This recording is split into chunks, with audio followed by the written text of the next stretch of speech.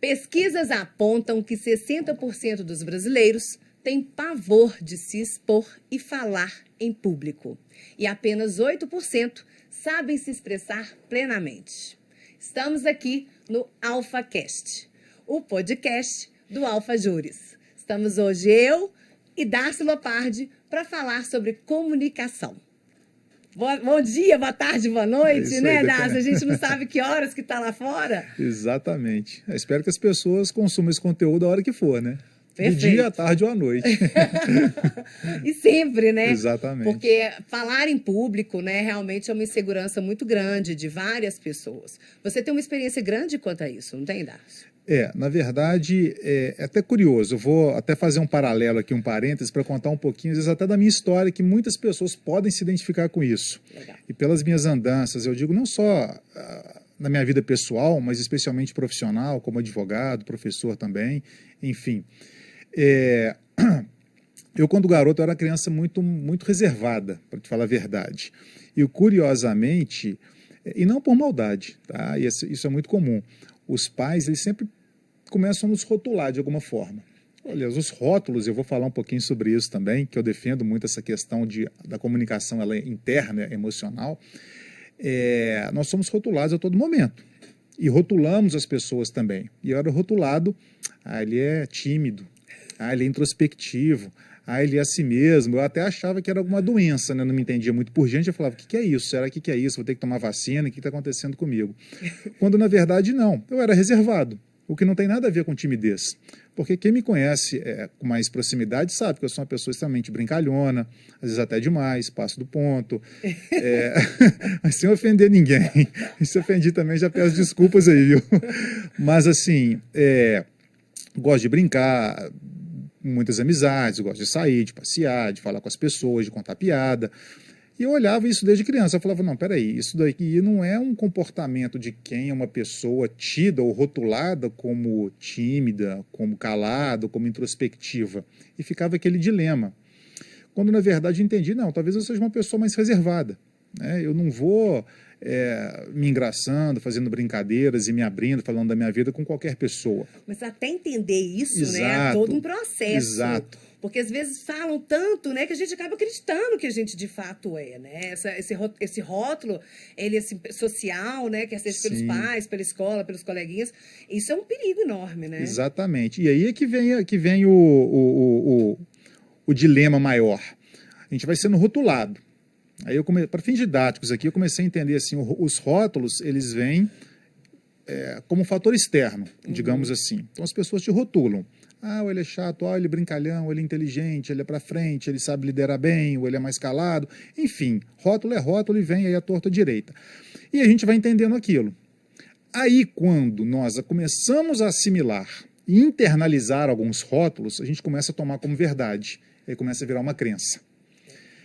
E engraçado, a nossa mente, o nosso corpo, o nosso todo, a gente tenta sempre ficar em harmonia, em equilíbrio, em defesa própria. E a gente começa a ter um comportamento que seja condizente com aquela crença. Se eu começo a acreditar que eu sou uma pessoa talvez mais tímida ou mais calada, é inconsciente. Eu tenho uma tendência a me comportar de forma mais calada ou mais tímida, ou com uma dificuldade de relacionamento maior, porque eu começo a acreditar naquilo. Uau. E eu tento ser compatível e coerente com aquilo que eu acredito. O poder da mente, exatamente. Né? Se eu acredito em algo, se você acredita na honestidade, você tende a ser uma pessoa honesta, com valores sólidos e negociáveis na acepção da honestidade.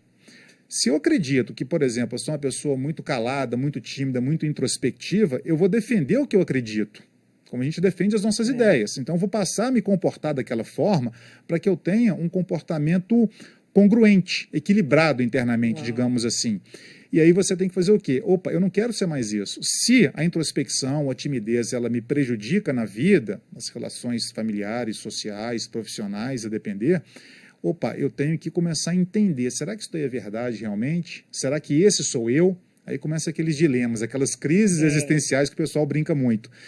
E aí eu tenho que quebrar aquela crença, reconstruir uma outra, para depois eu dar um passo adiante e começar a mudar um comportamento. É aquilo que as pessoas veem, a ponta do iceberg. Você vê a pontinha lá fora, mas a camada pesada, a estrutura está lá embaixo, que ninguém vê. A gente tem que mudar lá para baixo, aquela estrutura toda, para depois mudar a ponta do iceberg. Uau, e como é que a gente escala assim, um momento que falas assim, você realmente fala, não, eu não quero isso, eu quero mudar, eu posso mudar, né? Eu não sou isso não me rotula. Eu posso fazer diferente. Quando é que vem esse estralo, assim? É quando realmente você tem uma necessidade de se é uma autovalorização. Você fala assim, eu sou capaz de fazer diferente. É uma mudança, às vezes, necessária por exemplo, de encarar uma advocacia onde você tem que falar, por exemplo, no caso da nossa profissão, né, de advogados. Você tem que falar em público, então não dá para você ter medo de falar em público, Sim. digamos assim, né? Você tem que encarar o público.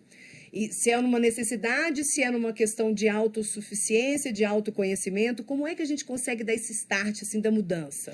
A mudança, na minha visão, ser bem ou para você, nessa curto experiência. E grosso aqui, o que acontece? Você pode falar de 3 formas. A gente muda na dor ou pelo amor. A gente muda pela dor ou pelo amor. Ou, para quem gosta de uma forma mais direta, por bem ou por mal. Ou, quem gosta mais direta ainda, ou na palavra ou na porrada. Pronto, é assim que a gente muda. Não tem. A pessoa te explica, o pai te explica, uma mãe te explica uma coisa, meu filho, não faz isso, que não é legal. Ou por uma criança pequena, não sobe no sofá que você pode cair e machucar. Palavra de mãe é mandinga, né? Não dá 1 minuto, o moleque cai, machuca a cabeça, corta a testa.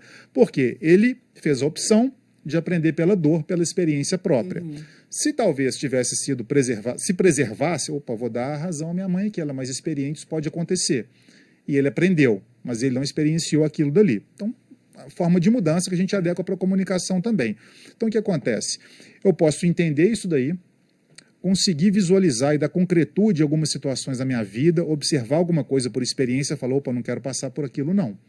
Eu vi alguém ali, um colega meu foi apresentar um trabalho, por exemplo, na escola, e ele ficou muito nervoso, não se sentiu bem, deu uma dor na barriga, os coleguinhas deram risada. Opa, quando chegar a minha vez eu não quero passar por aquilo. O que eu preciso fazer? Ou aquilo foi irrelevante para mim e eu fui lá e passei pela mesma dor, tomei a mesma pancada e eu posso falar, não quero isso mais. Sentir na pele. Geralmente as pessoas aprendem sentindo na pele, porque a gente quer sempre experimentar. E faz parte do processo. A questão toda é não perder a coragem de dar continuidade. Poxa, você sofreu? O que precisa fazer para não sofrer mais? Fiz uma audiência, primeira vez na minha vida, não fui tão bem assim. Não por desconhecimento técnico, mas por nervosismo comunicacional, comportamental, inexperiência, enfim, crenças. Opa, é minha vida, é minha profissão, eu tenho que fazer mais audiência. Então, não tem outra opção, senão o que eu tenho que melhorar aqui? E eu vi assim, quando você me chamou, né, falou assim, vamos lá fazer o podcast, foi um grande desafio para mim, eu estou super feliz, muito obrigada a você, ao Kiko, ao Alfa Júris. E assim, comecei a estudar, né, porque uma das questões da comunicação, quando você se comunica, é se preparar para ela. Sim. Então, fui estudar a comunicação, amo comunicação, trabalho muito, né, dependo dela para viver, para o meu trabalho, para os meus trabalhos como professora, advogada e tudo mais. E aí, uma das questões que eu vi foi muito interessante, que eu vi assim, ninguém nasce um orador, né, ninguém tem essa questão de dom da oratória, ele é muito relevante. Né, a oratória, a gente pode sim desenvolver essa capacidade de ser um bom orador, de ser um bom comunicador. E o que eu devo procurar, né, assim, para buscar ser um bom orador, um bom comunicador? Para acreditar que eu não sou aquela pessoa introspectiva, ou não introspectiva, porque introspectivo não tem problema, né? Eu só posso ser um bom orador introspectivo. Não sou tímido, né, e não tenho medo do público por minha timidez. Né, e poder me desenvolver nesse sentido, de ser um bom comunicador, Sim. de ter uma boa oratória. Bacana, ótima a sua colocação, porque muita gente defende, ou talvez por medo de se desenvolver nessa área, então é mais cômodo falar, isso aí é um dom, eu não tenho esse dom, então tá tudo certo, vou aceitar, a culpa não é minha. Mentira, a gente aprende tudo. Ninguém nasce aprendendo a andar de bicicleta, por exemplo, a nadar, a falar, a ler, a falar em público, a gente vai desenvolvendo habilidades. Eu não vou mentir, claro que a depender, tem todo um fator por trás, uma pessoa pode ter mais predisposição e facilidade em aprender alguma coisa, o que não quer dizer que a outra não possa aprender. Talvez é facilidade em aprender com mais rapidez, mas o esforço depois vai compensando e equalizando isso daí, sem problema algum. E o falar em público não é diferente. Então, eu não digo que seja um dom, é uma habilidade. E por ser uma habilidade, a partir do correto conceito de habilidade, ela é perfeitamente, o falar em público é perfeitamente treinável, você pode se desenvolver, se capacitar. Batendo um papo como a gente está aqui agora, lendo um livro, fazendo 1, 2, 3, 10 cursos, experimentando, lapidando, pedindo feedback para amigos, enfim, se colocando à prova. E a gente vai lapidando isso daí. Como há pessoas que falam muito bem em público, mas querem depois aprimorar algumas coisas, desenvolver outras habilidades, outras variáveis dessa questão de fala e de expressão em público. Então não é um dom, é uma habilidade. Até porque, a gente estava até conversando aqui um pouquinho antes nos bastidores, eu sempre defendi muito isso e aprendi por mim. E vou me colocar ali na média das pessoas, nem abaixo, nem acima, mas mediano. A comunicação ela é basicamente emocional. Como tudo na vida, ela é emocional, ela vem de dentro para fora. Eu sempre brinco, a estrutura interna, sempre defendo, aliás, a estrutura interna da comunicação. O externo é o reflexo do interno. Verdade. Eu vou representar como eu estou lá dentro. Aí a comunicação não é diferente. O que eu vejo hoje, pessoal, poxa, eu vou buscar um curso aqui de oratória para me capacitar, super válido, lógico, até eu ministro cursos nessa área. Mas só que a pessoa vai com uma demanda, ela acredita que tem uma demanda e vai sanar essa demanda ali. Eu tenho muito medo, fico muito nervoso a falar em público. E aí vai, às vezes, desenvolver habilidades mais objetivas, pré-estabelecidas. Impostação de voz, para onde eu vou olhar, a minha vestimenta, a minha gesticulação, como eu faço, o que eu não faço. Eu estou num palco, estou com o microfone, o que eu vou fazer? Quando, na verdade, ela aprendeu isso tudo. Bacana. Robô. Robozinho. Tem gente que fica aquele apresentador robozinho, né? Quer dizer, aí desce do palco, é uma outra pessoa. Dá até mais trabalho, porque você tem que interpretar muita gente. Poxa, estou em sala de aula. Difícil. Exato. Você deve ser assim também. Você leciona há muitos anos. Então é muito mais fácil, quando você está ali na frente dos seus alunos dando uma aula, ser quem você é, porque quando acabar, quando forem te abordar, você é daquele jeito. Você não tem que interpretar outro papel, não tem que fingir para ninguém. Eu falava para meus alunos, vou sair da sala, vocês vão me encontrar aqui brincando, contando piada do mesmo jeito, da mesma forma, porque é muito trabalhoso interpretar vários papéis. E hoje há, inclusive, assim, que falam, né, e que traz uma das ferramentas de comunicação, a questão do storytelling, que é justamente esse interno, né, essas vivências, experiências próprias, que você coloca isso. E como é que é o storytelling? Por que está tão em voga o storytelling? Será que ele traz a vulnerabilidade nesse storytelling? Fala um pouco pra gente. Tá, eu adoro aprender. Eu vou falar. Assim, eu vou... Às vezes eu posso ir e voltar, pode me interromper também. Não, porque você começou com o storytelling, né? Você trouxe justamente... Né, quando começou o podcast, falando de uma experiência própria sua. Sim. E a gente se conectar e se sentir realmente ali, que eu tenho uma pessoa comunicando comigo, comunicador, e eu tenho uma referência para ele, eu acho que a gente aprende muito mais, né? O aprendizado é muito maior. Você se identifica, né? A gente consegue perceber. Sim. Quando a gente sente o aprendizado, ele, né, ele floresce muito mais. Ele facilita essa criação de elos, de alguns... gatilhos, um ponto em comum. Essa é um diferencial do storytelling. Essa questão, ele está no nosso DNA. É do ser humano isso. Como que foi, anos e anos e anos para trás, voltando, como que os aprendizados, os ensinamentos, as gerações iam passando isso de uma para outra? Conversando por meio de história. Vamos pensar, lá atrás, voltar muito. Todo mundo sentado em volta da fogueira batendo um papo. Não é verdade? E quanta gente hoje sai desse tumulto de dia a dia, de tecnologia, de cidade grande, de trânsito, e vai com a família talvez para um sítio, para um camping, para a noite fazer uma fogueira, ficar na lua, tocando viola, não é legal? Contando uma história. Por quê? Porque isso é primitivo, isso está na genética. Como o animal tem o instinto dele, você não precisa ensinar nada para ele, porque está na genética. E nós passamos milhares de anos assim. Um pouquíssimo tempo que a gente está fazendo diferente. Então a história cria isso, cria elo, aprendizado. E a mesma história, eu sento aqui e conto uma história, você conta uma história. Tem 10 pessoas aqui, por exemplo, ouvindo essa história, todo mundo vai entender. A partir da sua visão de mundo, de juízo de valor, de concepção de mundo, como eu até disse, porque faz adequações ao seu conhecimento prévio. Eu vou interpretar conforme eu interpreto o mundo. É porque a comunicação, igual você falou, ela parte do interno para o externo. Mas como o externo ele vai receber no seu interno, aí você não tem... Né? Aquilo é de cada um. Exatamente. A história, ela gera emoção, ela tem início, meio e fim, ela tem ato 1, ato 2, ato 3, gera engajamento, tem personagem, tem, digamos assim... superações, então isso gera um apego muito grande, gera uma concretude, melhor dizendo, que as pessoas elas começam a tangibilizar aquele conhecimento passado por meio de história, que a retenção daquela informação que a gente passa adiante de uma forma quente, porque quando a gente passa uma informação pela informação, ela é fria, ela não gera engajamento, ela não gera absolutamente nada. Então isso daí fica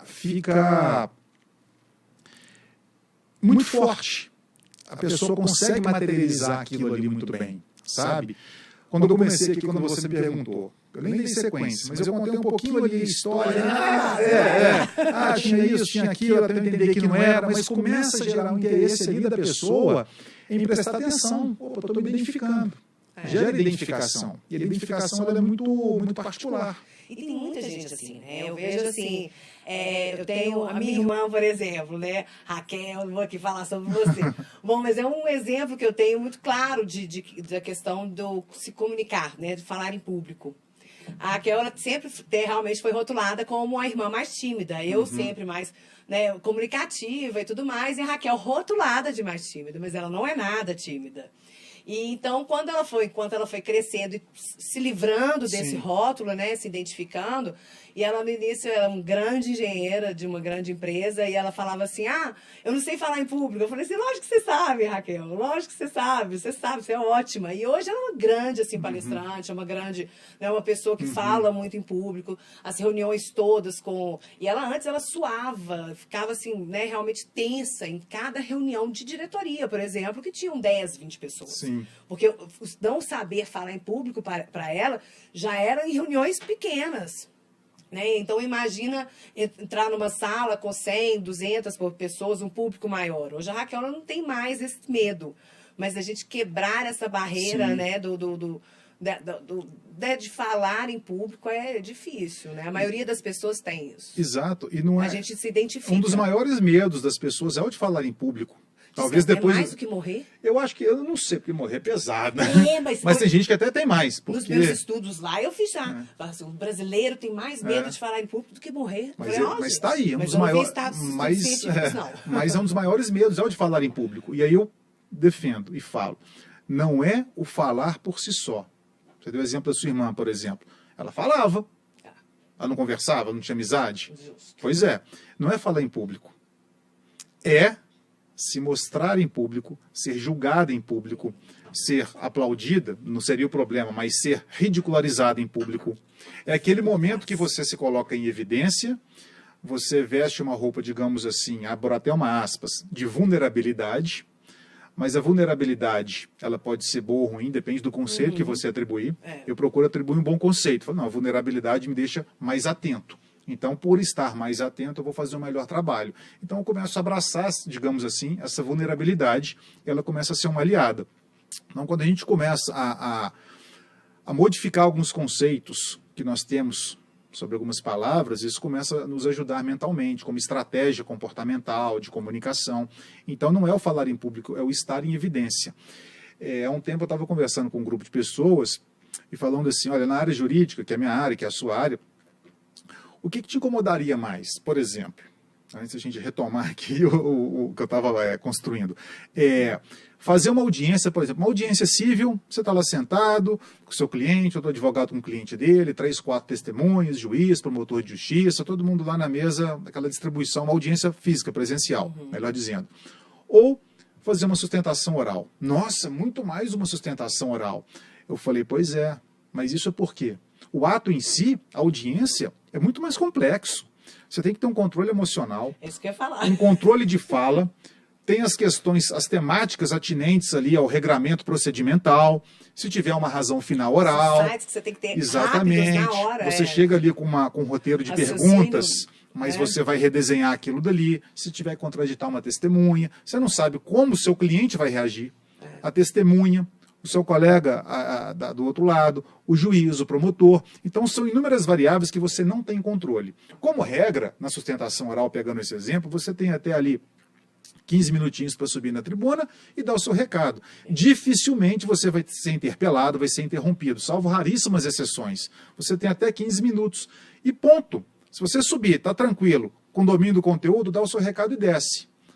Ponto. Acabou. Não tem aquelas, não tem novidade nenhuma não ali, tem aquelas variáveis. Surgir, Mas aí é o detalhe. Mas está todo mundo sentadinho, no mesmo nível, digamos assim, físico, estrutural, do que na sustentação oral. Então, os colegas advogados assentados, os julgadores assentados e você de pé, em evidência, mais uma vez. E aí, todo mundo, os olhares vão para você, todo mundo na sua cabeça. Estão falando que eu estou falando bobagem, que eu não sou inteligente, que eu falei besteira, estou sendo ridicularizado, a minha roupa está amassada, olhou para cima porque não está gostando. E aí começa aquela voz que fica ali. E a pessoa vai desorientando se ela não tem aquela estrutura interna emocional bem trabalhada. Eu tenho casos assim, fantásticos que aconteceram, que eu pude observar com um olhar crítico, que isso daí aconteceu, foi notório. O papai falava muito assim, no início da carreira, né, eu com muito medo, né, essa insegurança de sustentação oral, hoje eu tenho mais medo da audiência mesmo, mas naquele início da sustentação oral, ele falava assim comigo: Maria Flávia, finja que todos são abóboras, enxerga uma plantação de abóboras. Eu achava, eu não entendia, aí aos poucos eu fui enxergando todo mundo abóbora e eu conseguia realmente quebrar isso. Fica a dica, mas você falou, tem vários, né, tem vários casos que você pode trazer pra gente. Traz pra gente. Te interrompendo, não pode virar uma verdade absoluta, então, doutora Abóbora, quero dizer, né? Aí o tio Savela Colatra. Não, com o maior respeito a todos os embargadores, a todos os colegas advogados, estagiários, funcionários. Mas é uma estratégia. Presentes. Mas é uma estratégia. Cada um tem que achar a sua estratégia, não tem uma regra absoluta, porque isso aí é ciência humana, relação humana, não é matemática. E Dárcio, olhando assim, no olho da verdade, frio na barriga sempre vai ter, não vai? Normal, natural. O problema é esse frio te congelar. Perfeito. Enquanto o frio estiver ali, vamos manter ele ali geladinho, refrescado. Ok. Igual o medo, a pessoa fala, não tenho medo. É mentira. Além de ser medrosa, ainda é mentirosa. Todo mundo tem medo. A questão toda é o medo tomar conta de você ou você dominar o medo. O medo está ali, mas eu domino o medo. Ele está ali, mas eu estou de olho nele e ele não me consome. É diferente. Você tem coragem? Todo mundo tem coragem. Tem medo? Todo mundo tem medo. E o medo alimenta a coragem, porque você age com inteligência, porque senão você vira um franco atirador, um inconsequente. Assim, nem se prepara, papas na língua, né? Exatamente. Eu estou tranquilo, não vou me preparar. E aí começa a ter aquele relaxamento e agir com descaso. Seja em qualquer área da vida. Então o medo existe. Não adianta falar, eu não tenho medo. Claro que com o tempo você vai ficando ali mais maduro, vai passando por um processo de maturação, que você vai tendo um controle muito mais tranquilo, um traquejo, uma experiência de vida. Isso vem com o passar dos anos, com o trabalho, essas questões todas. E você começa a entender melhor esses sentimentos. Você começa a entender quando algo vem, você já consegue interceptá-lo antes dele te consumir. Já consegue ter estratégias para amenizar aquilo dali, para sair pela tangente. É isso que acontece. Não é negar sentimento, não é negar preocupação, não é negar o medo, mas entendê-lo e saber lidar com aquilo, que é diferente. Legal. Né? Por isso que eu sempre falei que, voltando aqui na questão interna, as pessoas desenvolverem esse lado emocional. Eu faço até um paralelo. Você vai construir uma casa. Não tem como botar o telhado antes de subir parede. Está todo mundo hoje buscando sempre o caminho mais curto em tudo. Não é na comunicação, não, em absolutamente tudo. Eu vou para um curso de oratório, como eu comecei a mencionar. Eu acho válido. E essas habilidades comunicacionais que as pessoas notam de cara, como que ele está vestido, como que está a mãozinha dele, para onde que ele está olhando, como é que é o microfone, a voz, enfim, tudo isso é válido, mas é a cereja do bolo, porque isso é uma questão informativa que depois vem a prática, a repetição. Mas para que você tenha tranquilidade, você tem que estar internamente, emocionalmente tranquilo, ou seja, subiu as paredes, depois vamos colocar o telhado. Se colocar o telhado sem parede, não tem nem como colocar. Então a pessoa vai buscar aquilo achando que está sanando o problema da, digamos assim, entre aspas, a timidez, a introspecção, ou a falta de autoestima, falta de segurança, muito medo do julgamento alheio, aquele sentimento de de se sentir menos do que as outras pessoas, ou isso não é para mim, ou eu não sou capaz. A autossabotagem, né? Se desvalidar, né? Se desvalorizar. E você colocar em xeque ali a sua imagem, porque a gente tem um olhar muito crítico na nossa autoimagem.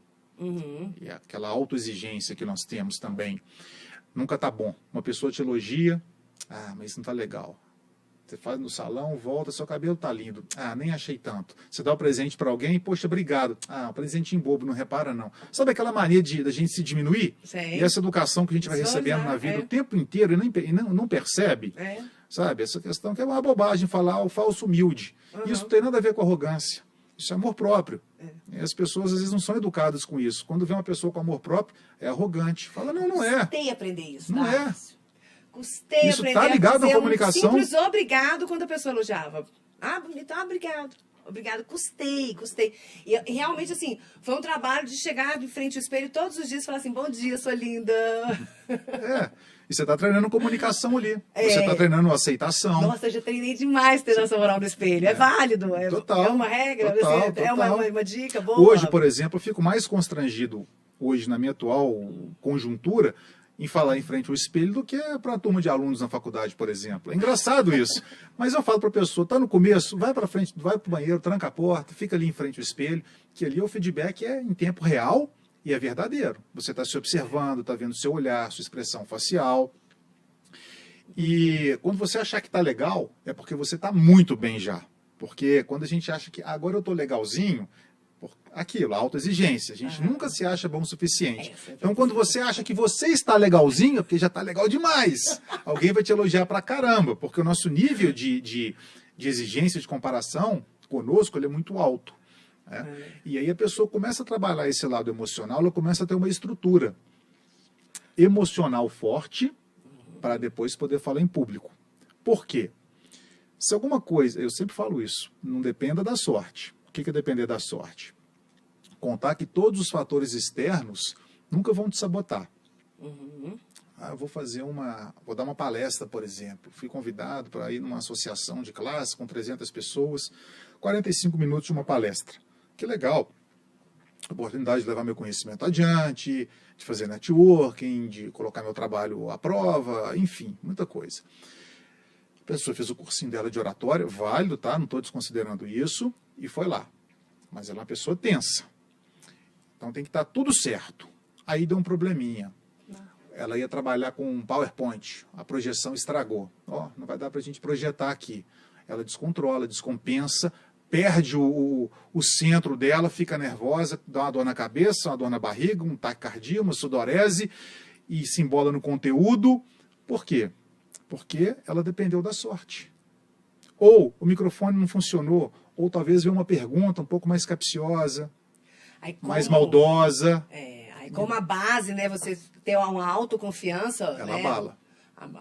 Você não precisa do PowerPoint para você falar, para você ser quem você é. Exato. Né? O conteúdo é seu ou do PowerPoint, né?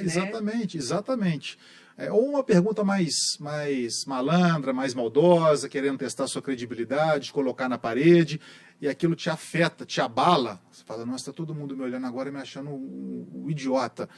E aí você perde fio da meada e começa a gaguejar no meio da apresentação, começa a embolar o conteúdo, perde didática. Por quê?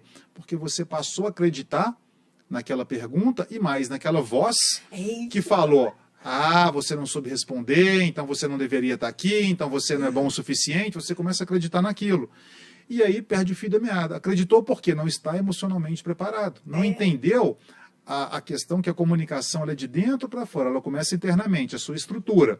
Então você não precisa contar com o fator sorte. E quando você fala assim, essa comunicação interna, porque enquanto você estava falando justamente agora esse caso, né, eu estava pensando assim, justamente aquela voz interna que fica assim, gente, ai meu Deus, o que eles estão olhando, como é que eu estou me importando, eu não respondi correto, aquela cobrança, né, aquela voz interna que sempre nos cobra demais, né, cobra um perfeccionismo enorme.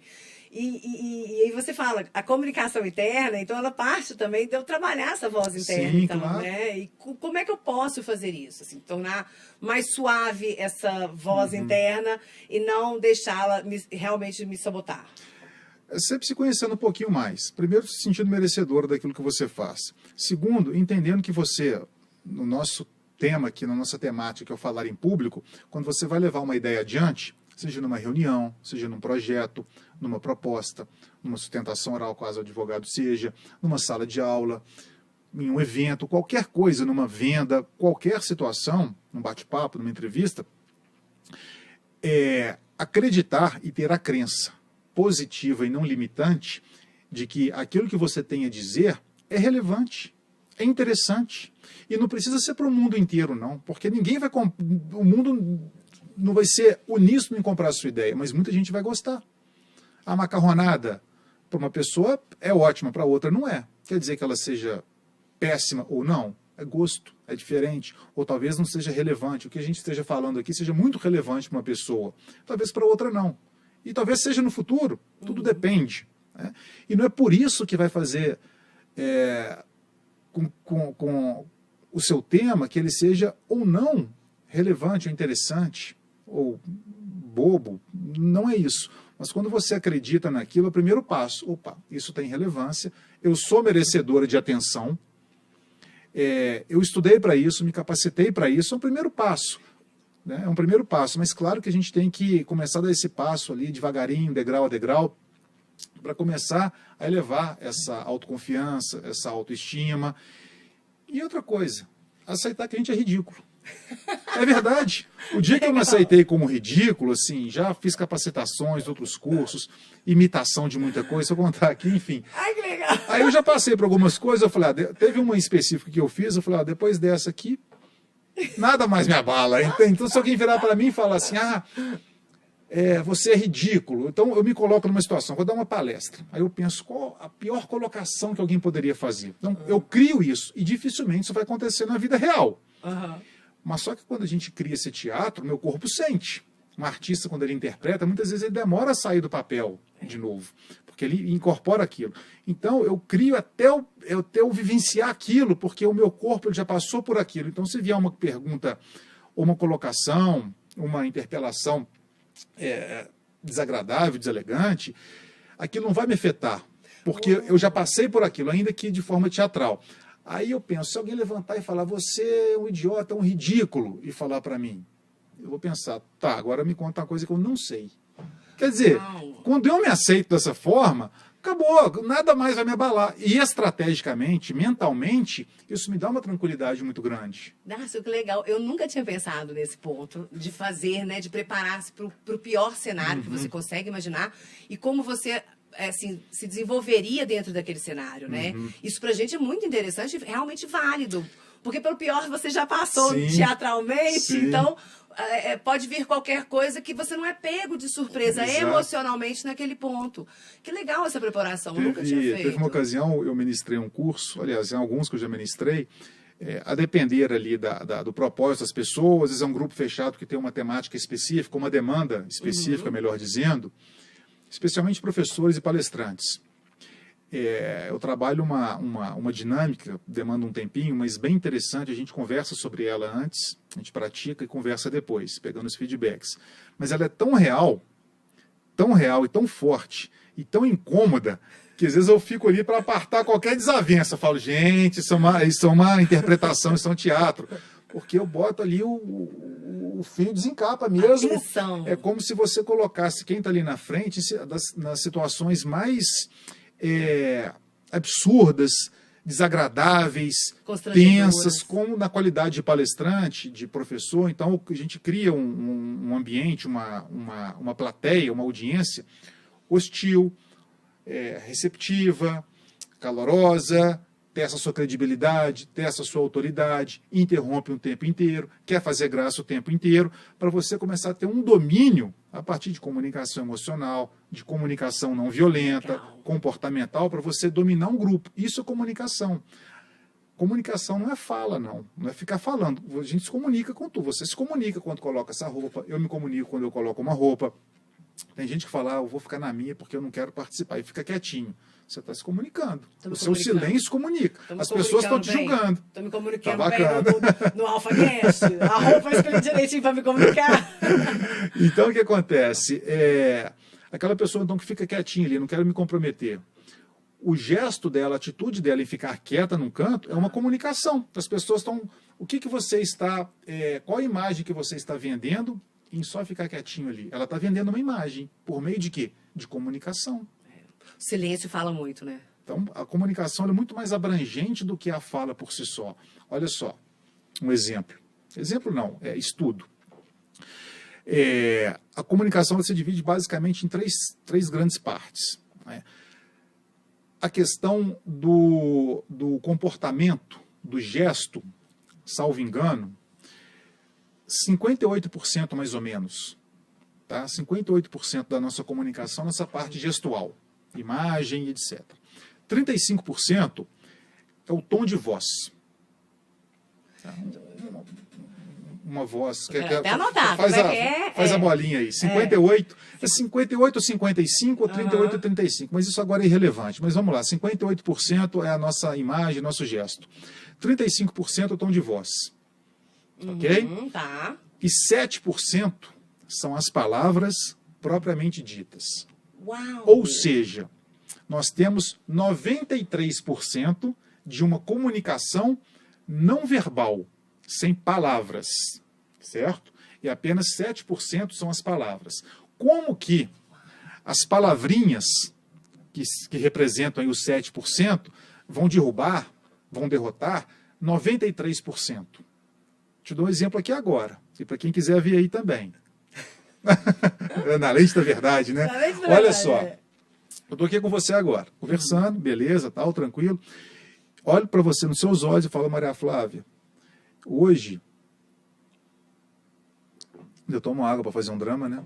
Tô percebendo. Hoje eu estou realmente muito feliz. Não. A conta não fecha. Por que não fecha se eu verbalizei para você que eu estou feliz?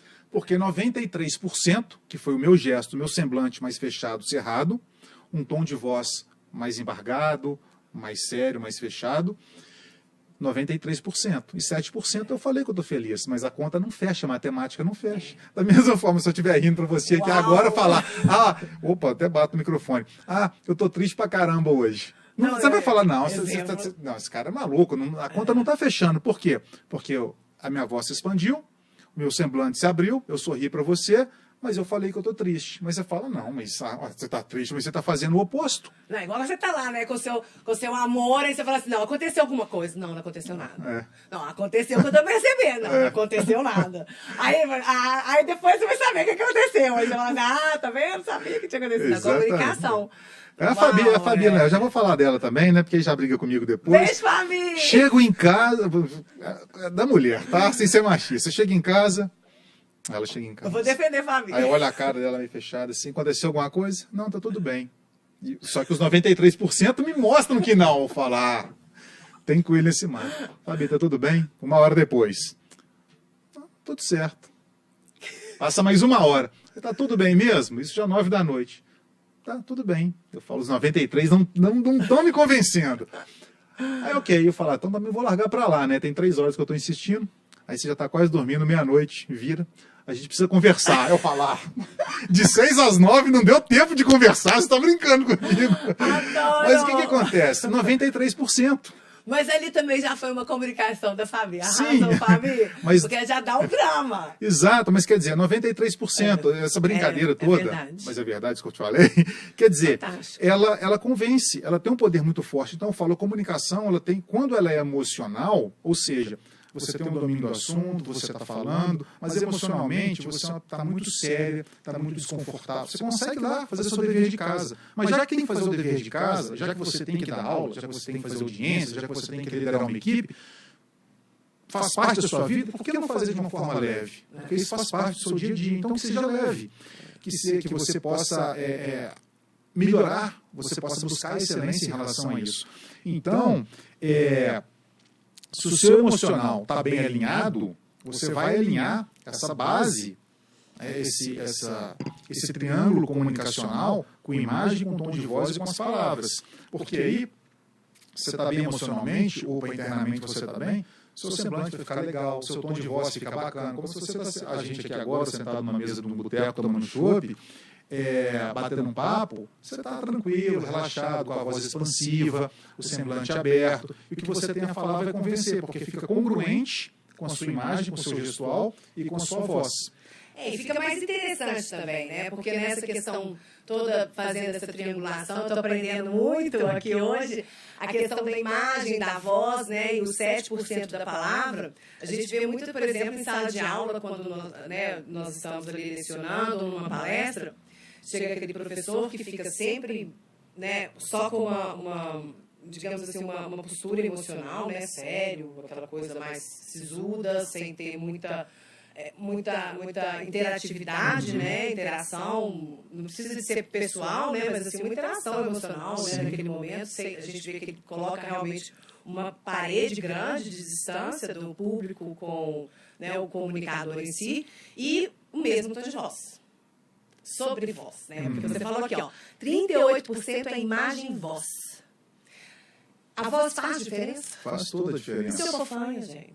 Porque eu sou bem fã, meu para falar que eu tô toda vez. Tudo bem, Legal. Mas faz uma diferença. Por exemplo, não sei se você já enfim, conversou com pessoas assim. Há pessoas que têm uma voz mais infantilizada. Seja por uma questão física, realmente, que talvez um trabalho com fonoaudiólogo, enfim, possa amenizar ou resolver. E há aquelas pessoas que tendem a fazer uma voz infantilizada por timidez, por se mostrarem mais infantis, querem ser mais vulneráveis ou chamar a atenção.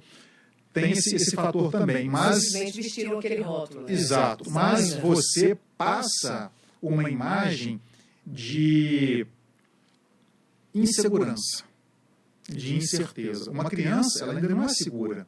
Ela ainda não tem certeza daquilo que ela fala, daquilo que ela faz, porque ela está num processo de crescimento, de aprendizado, de maturidade.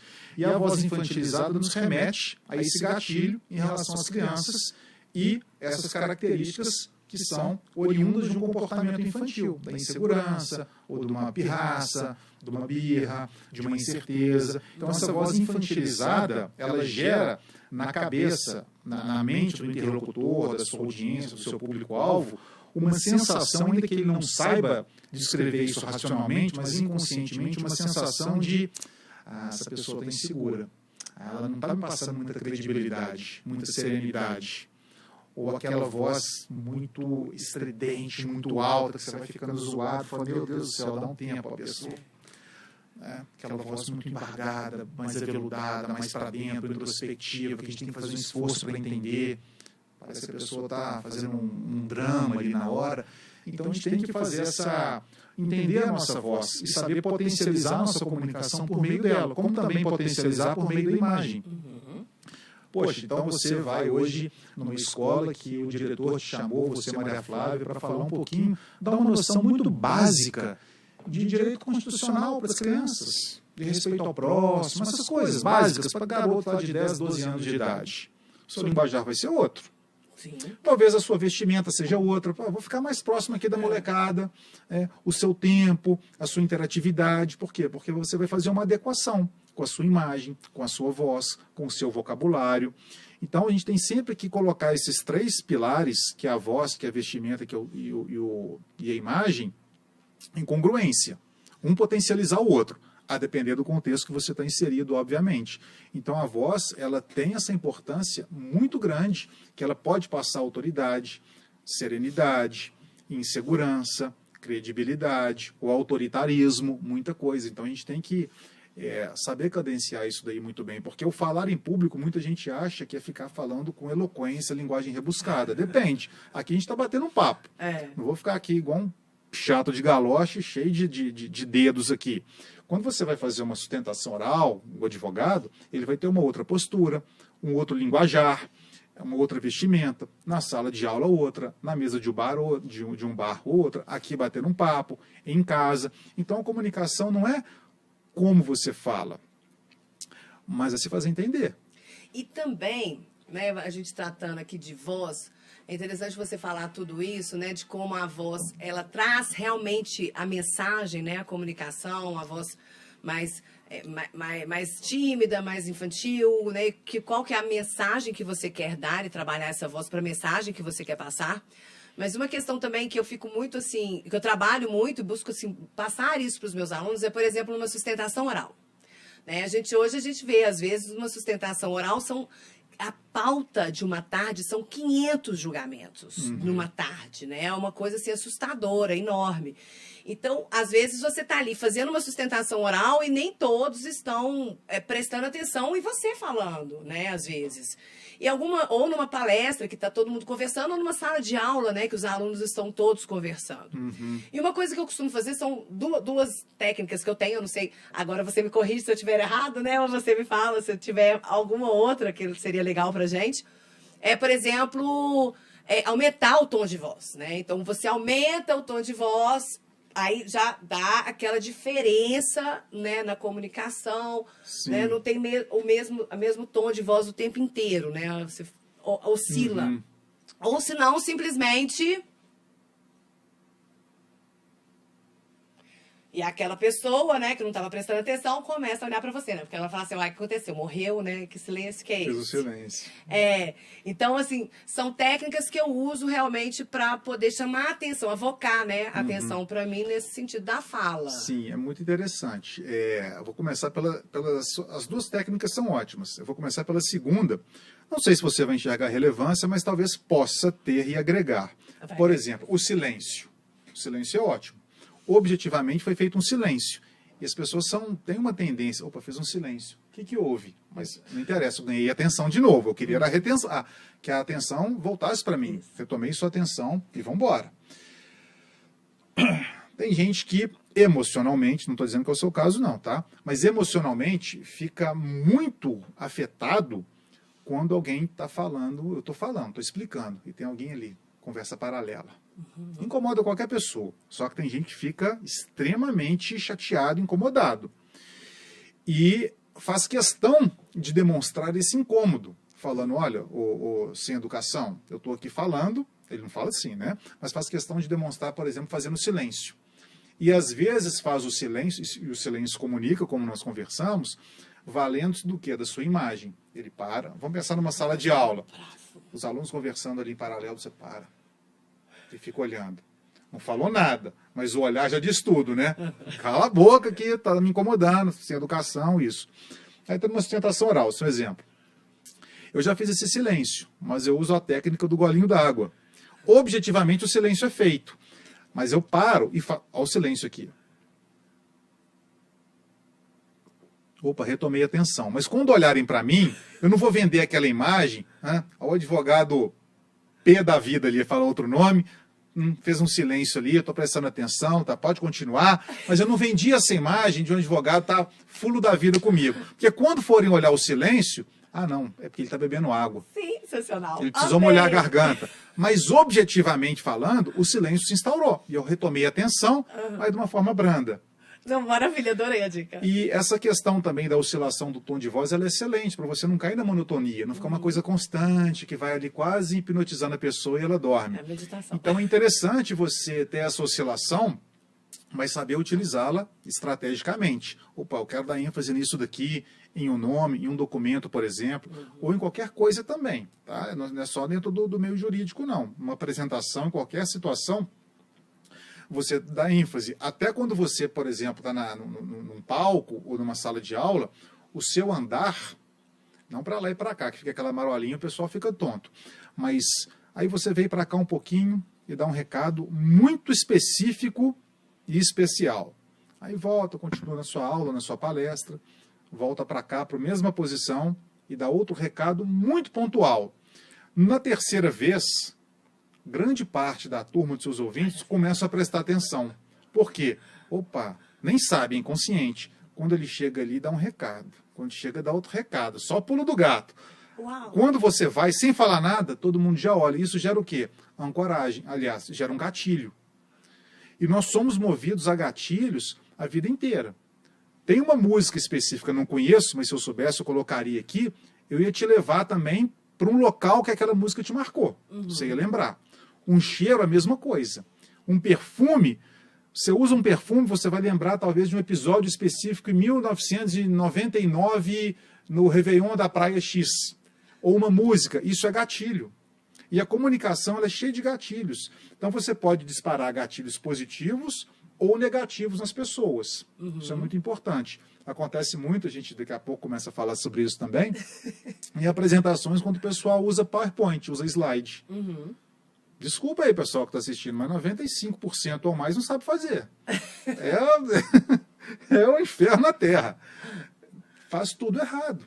Jogam conteúdos, às vezes, maravilhosos fora, porque não sabem fazer PowerPoint. Não, adorei suas dicas da voz. Vou adotar a técnica da água demais, sem dúvida, muito mais, assim, tranquilo, né, educado, porque tem horas que eu quero puxar a orelha mesmo, confesso. Normal. Devo conversar, normal.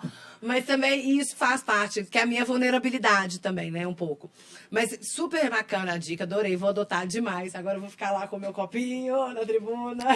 Vou dar Isso, sabe o que é isso, Maria Flávia? Isso é condução de grupos, com base numa comunicação não violenta. Bárbaro. Né?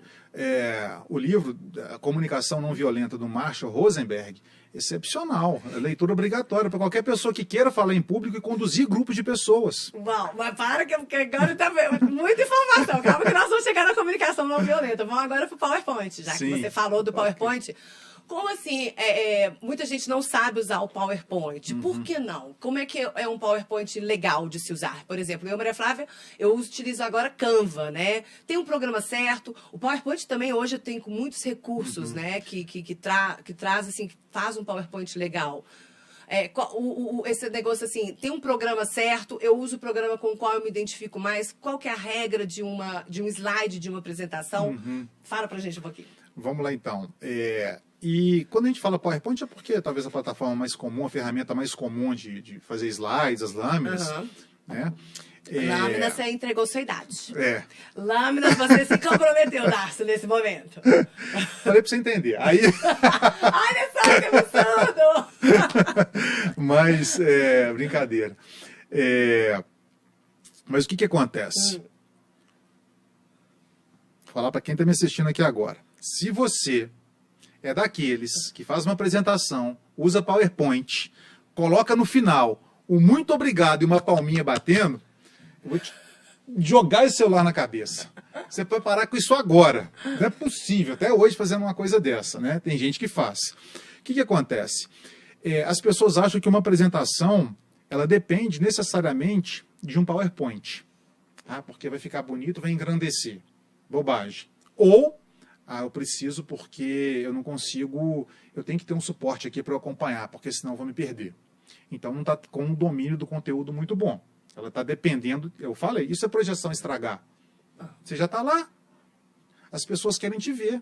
Elas não querem ver PowerPoint. Eu sempre falo, se a ferramenta que você utiliza, seja ela qual for, vamos botar o PPT aqui de forma geral, PowerPoint. Se você puder encaminhar para alguém, por e-mail, vou numa empresa, numa faculdade, qualquer coisa, fazer minha apresentação, pediram o meu PowerPoint antes. Talvez para testar no equipamento deles, é válido.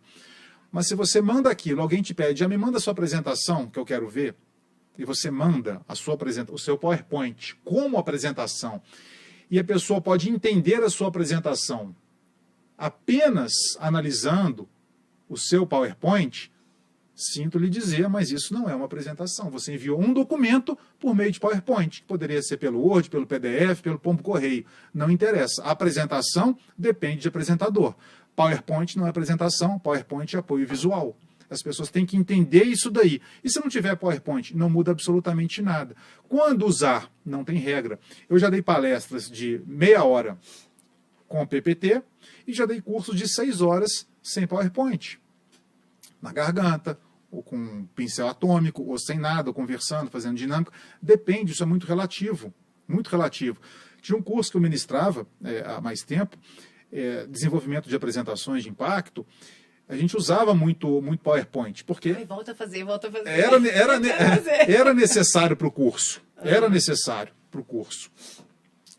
Mas, digamos assim, 90%, 6 horas de curso, do nosso PowerPoint não tinha absolutamente nenhuma palavra.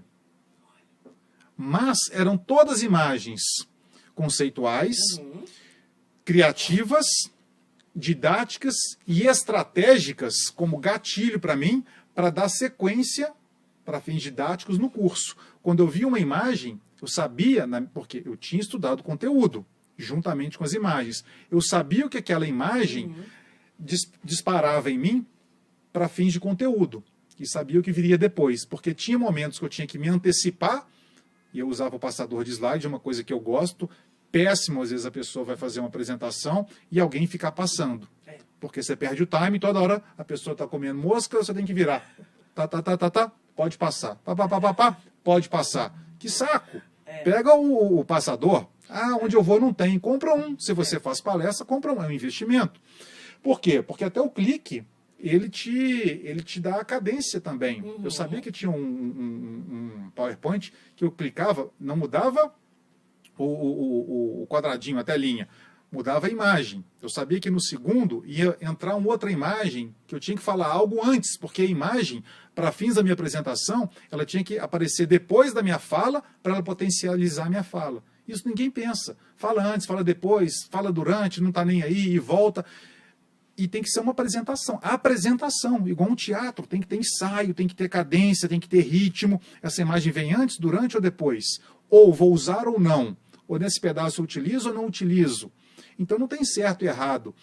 Eu vou dar um curso, eu já dei um curso de 12 horas, 3 dias, 4 horas por dia. Não usei nenhum PowerPoint. Uau. E já fiz uma palestra de 1 hora que eu usei PowerPoint, porque eu fiz uma avaliação, achei que seria interessante. É também uma forma de ilustrar, né? De agregar. Exatamente. Uma ilustração. E não você depende. Eu achei muito interessante sua fala no seguinte sentido. Se eu mando para onde, né, para o local que eu vou fazer a palestra. Se eu mando para os meus contratados o material todo completo e todo escrito e tudo mais, eles não vão precisar nem de mim, né? Se aquilo for o suficiente... Não precisa do palestrante. Não, as pessoas querem ver sua apresentação. É aquilo que eu te falei de gatilho. Como a música é um gatilho, o cheiro é um gatilho, uma roupa é um gatilho, tudo é um gatilho, te leva para alguns lugares. E as pessoas acostumaram a assistir muitas apresentações em faculdade, em associação, vai ter semana tal, semana de aprendizado, vai ter um curso, um workshop, tem sempre lá uma pessoa com PowerPoint. Volto a dizer, não é errado, mas da forma como é utilizado, sim, banaliza. Aí, vai lá, você coloca seu PowerPoint. Olha o gatilho, o pessoal lá assistindo, vai pensar em alunos, 300 alunos de uma faculdade assistindo. Falei, ixi, mais uma apresentação, vai começar um PowerPoint, um lero-lero, e o apresentador aqui vai se virar para o PowerPoint, porque joga um monte de coisa escrita, como se fosse um documento do Word, e fica lendo. Tem professor que faz isso, né? Os meninos, né, meus alunos falam, tem professor que chega na faculdade, coloca o PowerPoint. As maiores queixas que eu já escutei de alunos, como cúmplice, eles me pediam, professor, a gente vai falar aqui porque incomoda, né? A maioria das queixas dos alunos que chegavam até mim era justamente disso. Falava, a gente não tem aula, tem uma pessoa que fica lendo PowerPoint aqui na frente. Eu falei, então realmente não precisa do professor não, ele manda para você, se tiver dúvida, pergunta. E grandes profissionais fora, né? Grandes profissionais que dentro de sala de aula não conseguem ter essa capacitação, didática, né? Especialização, conteúdo, muita coisa, eu não digo isso. Só que às vezes por uma falta de conhecimento, ele não consegue potencializar aquilo em 1000, aquele conteúdo que é excepcional, ele joga pelo ralo. Porque o aluno está chato. E tem conteúdo que não é nem tão magnífico assim, não digo que não seja interessante, mas o cara, o professor, a professora, é tão bom nesse aspecto que joga lá para cima. Fica interativo, participa, sabe? E aí eu falo, gente, aí vai ficar lendo. Presumivelmente, seu público é alfabetizado. E você sabe, você é alfabetizado. Eu viro isso aqui para você, você vai ler. Não quer ler, mas vai ler. E aí eu fico lendo e atrapalhando a sua leitura ainda por cima. Das duas, uma, né? Ou eu sou inútil ou PowerPoint. Porque já que é para eu ficar lendo, coloca lá a galera ler. Não precisa. E fica cansativo. E aí a pessoa não tem presença de palco, ela pode se perder. Ela se vira, eu já assisti palestra de gente muito boa, gente muito renomada em várias áreas. Começou a botar PowerPoint, era documento do Word, aquelas letrinhas pequenininhas, eu falava, Jesus, toma conta, enfim. Mas trazer religião aqui não. Aí, eu percebi aquilo e a pessoa, de costas para a turma, o tempo inteiro, aqui 45 graus, lia, virava. Lia e virava. Aí não é legal, começou a cansar. E acha que tem que falar de tudo. E aí tinha 1 hora para falar, ficou 2 horas, porque era muito PowerPoint. Não, está acabando a minha apresentação aqui. Ainda falava, só tem mais 18. Nossa, povo desesperado. Só tem mais 18. E ainda cometi essa gafe. Você não pode avisar o que você tem. Até porque se não der tempo, você para, ninguém sabe quanto você tem ainda. Dá um gancho final, finaliza ali, tchau e bênção. E a pessoa já canta aquela pedra, como se você tivesse que falar tudo. Isso é um outro detalhe. Importantíssimo, uma brincadeira que a gente fazia também nesse curso. Falava, olha, você tem que falar alguma coisa. Legal. Isso é o quê? É o desconforto do apresentador. E quando eu falo apresentador, professor, qualquer pessoa que se dispõe a falar em público, com profissão ou esporadicamente. Você tem que falar aqui sobre esses 10 tópicos hoje na reunião, por exemplo. Você quer se aliviar. Eu tenho que falar dos 10. Não, você não tem que falar dos 10. Você tem que fazer com que as pessoas entendam sobre os seus tópicos. Esse é o comunicador. O comunicador, ele não fala. O comunicador, eles faz entender. É diferente, porque aí o foco sai de você e vai nos seus interlocutores. Então, eu, como comunicador, tenho que me fazer entender. Porque aí o foco está direcionado ao meu objetivo final, que são os meus interlocutores, não em mim. Porque se está em mim, eu falo de qualquer jeito, me alivio, tiro os meus 10 tópicos das costas, jogo para a galera. Eles não entenderam. Eu fiz minha parte, eu falei. Não, eu sou 100% responsável em fazer com que eles entendam. Aí, se eu não tenho tempo suficiente, ou se eu percebo, porque não está ao controle de ninguém, que o pessoal está cansado, ou não está pegando muito bem, fatores externos aconteceram, quer saber? Eu não vou falar sobre os 10, vou falar sobre 3, sobre 4. Legal. Mas vão entender muito bem os 3 e os 4. Outro dia, outra ocasião, eu complemento aquilo. Senão eu vou jogar e não vai entender nada. Aí eu vou satisfazer meu ego, eu resolvi o meu lado. Mas eu, como comunicador, tenho a responsabilidade de me fazer entender. Aí você tem que mudar a chavinha e falar, comunicador, ele pensa no interlocutor, não nele. Bacana. Então a gente encerra essa parte assim, dos slides, das apresentações, porque depois eu quero fazer esse curso de apresentação impactante, pode voltar com ele, porque eu adoro apresentação, é uma coisa que eu sou fascinada e gosto muito, meu é o Canva, amo. E a gente entra então num outro tópico que é muito importante, conhecer o seu público, respeitá-lo. Sim, exato. E para a gente poder ir para a comunicação não violenta depois. Você conta, como é que é isso para eu conhecer o meu público? Por que eu devo fazer? Assim, eu particularmente eu gosto de fazer uma anamnese. Vai no médico, ele faz uma anamnese, ele quer te conhecer, ele quer partir de um ponto. Certo. Então, peraí, o que é conhecer o público? Não é complexo, pelo menos você, dentro da sua possibilidade, amenizar situações, evitar surpresas. Qual é o meu público? Então, você foi convidada para falar numa faculdade de Direito, né? Ou você foi convidada para falar sobre algum tema atinente ao direito médico, por exemplo, para 30 médicos, uma associação de classe médica. Opa, quem é meu público? São médicos?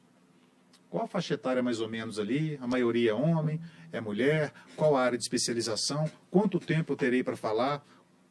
Como é a sala que eu vou falar, presencialmente falando? Ela tem palco, não tem? Tem microfone, não tem? O pessoal vai estar sentado em fileira de peixe, em U, em carteira de sala de aula. Eu vou ter 40 minutos, eu vou ter 1 hora, vai ter projeção, não vai ter projeção. Aí você está conhecendo não só o seu público, mas o ambiente, para você usar o público. Mas como é o meu público? O que eles querem saber?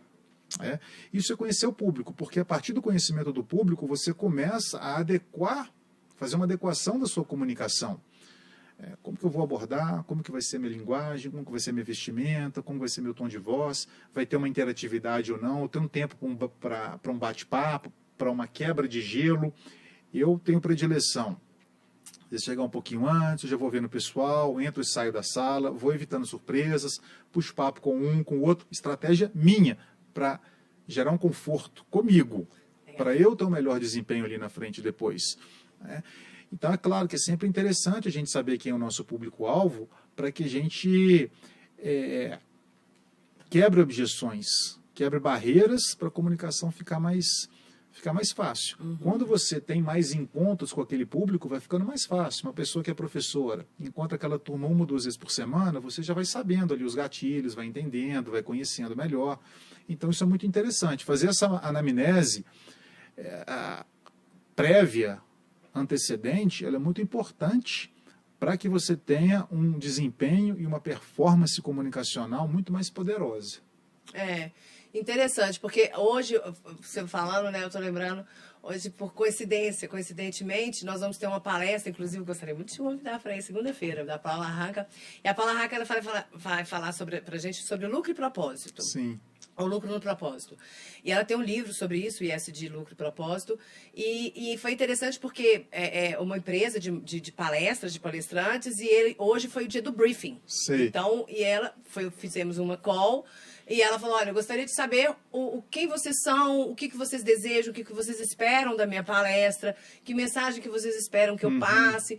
E é justamente isso, né? Então, foi a preocupação dela de realmente se preocupar com o público para poder passar a mensagem que realmente vai surtir um efeito, vai agregar valor, né? Porque hoje a importância nossa é essa, né? De querer fazer a diferença, né? E no caso ali, talvez você ou o público em geral que vai receber esse conteúdo dela, tenham se sentido valorizados. Muito! Poxa, ela está preocupada mesmo, uma coisa personalizada, ela quer saber da nossa demanda específica. O palestrante que faz o briefing. Exatamente. Quer dizer, você já tem vai ter uma receptividade muito maior e muito mais calorosa a ela, ao conteúdo dela, do que se ela não tivesse feito isso. O trabalho dela de criar laços, elos e empatia já é encurtado. Ela ganha tempo, ela ganha estratégia com isso. Ou seja, e vocês ganham porque a mensagem vai chegar mais fácil, porque vocês já estão abertas e receptivas à mensagem, e para ela o caminho, como eu disse, é encurtado, porque ela vai conseguir com mais leveza e suavidade levar a mensagem dela adiante, porque vocês já estão receptivos a ela, e via de consequência a mensagem dela. As pessoas compram primeiro o palestrante, o comunicador, e depois o conteúdo. Se você ficar de cara amarrada, travar, não gostar, a conta não fechar, com um professor, com um palestrante, o conteúdo pode ser legal, mas você já está de cara amarrada, você vai se fechar aquele conteúdo em razão da não aceitação da pessoa. É verdade, é verdade. E é interessante que, pela primeira vez também numa prova, né? Eu fiz a prova e eu falei assim, gente, vou colocar uma pergunta aqui. É o 10º período pessoal formando, né, Dácio?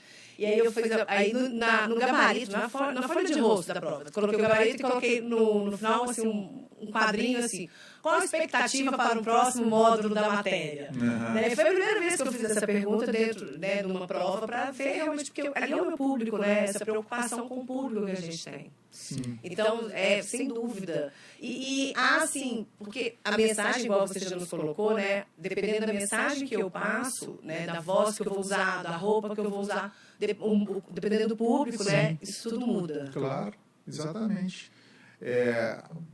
Um homem, por exemplo, de terno e gravata. Pergunta que eu te faço. Para você, ele está mal vestido? De terno e gravata. Seca, pergunta seca. Só isso, só imagina assim. Um homem... Aí eu já vou... Não. A pergunta reta, seca não está mal vestido. Não está mal vestido, não está. Depende do tempo. Não está. Mulheres, eu não estava pensando nisso. Mas vamos lá. Não está mal vestido, ok. Mas se ele estiver lá no Rio de Janeiro, na praia, janeiro, 40 graus, sentado numa barraca tomando água de coco e uma cervejinha lá com um pé na areia, de terno e gravata.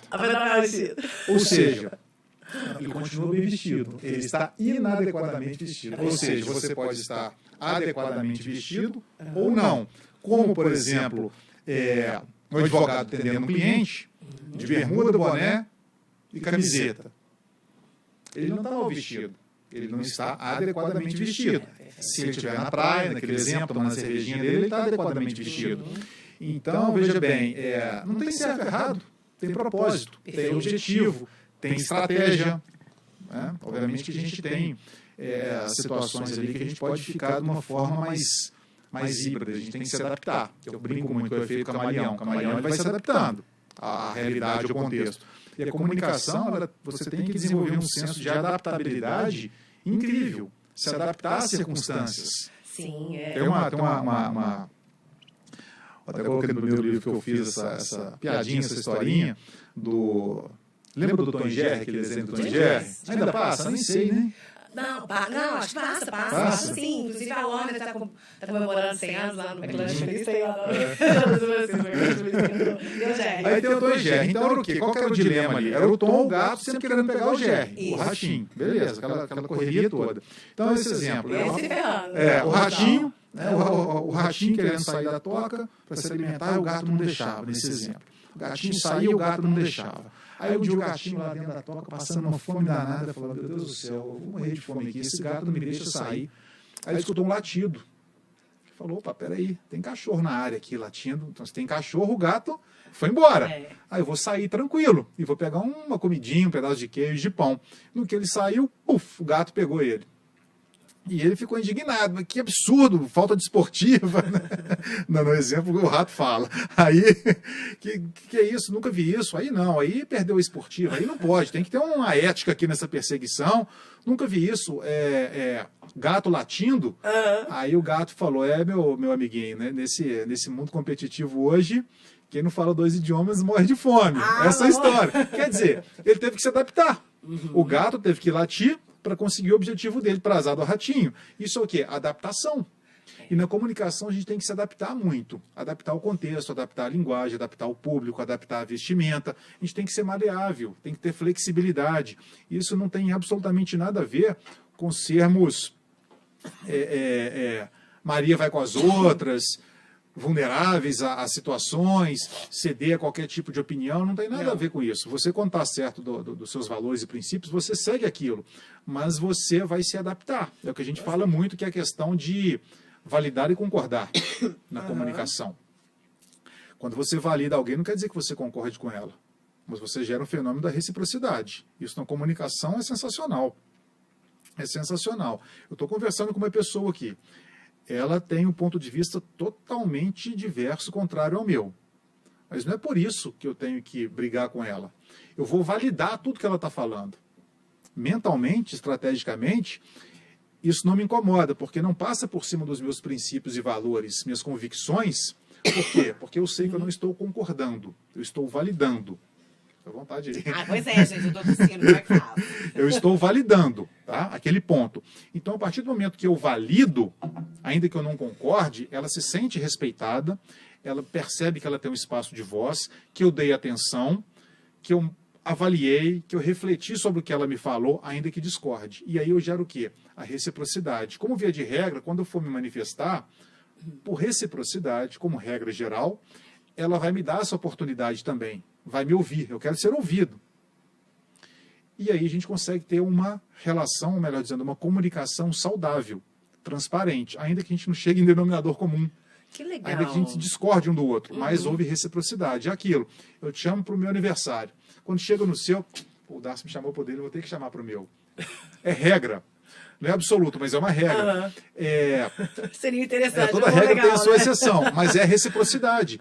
E aí, quando você começa a gerar esse fenômeno da reciprocidade, na verdade, você está trabalhando para quando você for se manifestar, for ter o seu espaço de voz, ela ser recebida, você ser ouvido, por você validar. E validar, você não passa por cima do seu convencimento. Você não concorda, mas você valida. E aí eu não me sinto ferido.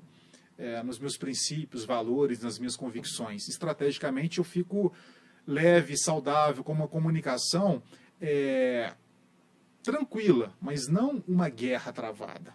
Maravilha. E se a pessoa não receber assim dessa forma, como você espera, né? Você não se frustre, porque é um problema dele e não aí seu. São as mazelas da vida, faz parte. Faz mas parte. A gente diminui essa chance consideravelmente. A gente já se prepara, né, pro pior. No teatro, né, já faz aquele cenário pior para poder ver como você vai se virar naquele momento. Porque realmente, né, respeite a verdade alheia, assim como queres que a sua seja respeitada. Exato. E você falou algo que é muito engrandecedor e muito empoderador, no sentido de quando você aceita a verdade do outro, não quer dizer que você está mudando a sua verdade ou passando por cima dos seus valores, né? Então, se os nossos valores estão realmente sedimentados e ali seguros, né? E me deixam... Eu tenho segurança de todos eles, você não né? se ofende. Não me ofendo. Não vai brigar com ninguém por isso, né? Muito legal, maravilha, maravilha. E isso faz parte da comunicação não violenta? O que é essa comunicação não violenta? Faz também, né? Ela parte ali de alguns tópicos específicos que o Marshall Rosenberg trabalha no livro dele.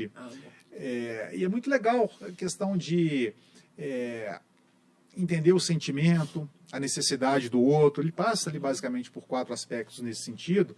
E claro, aí você vai adaptando, eu faço muitas adequações para a minha realidade, para a minha vida.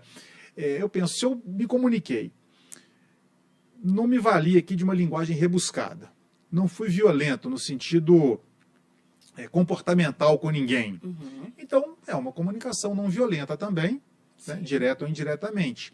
Isso é muito importante porque você consegue conduzir grupos com mais fluidez, com mais naturalidade. Quando você consegue dominar um grupo, positivamente falando, né, no sentido positivo da expressão, você consegue conduzir positivamente um grupo, você consegue levar uma mensagem adiante com mais assertividade, com mais pontualidade, com mais objetividade, e você cria um ambiente harmônico. E onde há um ambiente harmônico, há mais abertura para a troca de ideias, para muita coisa.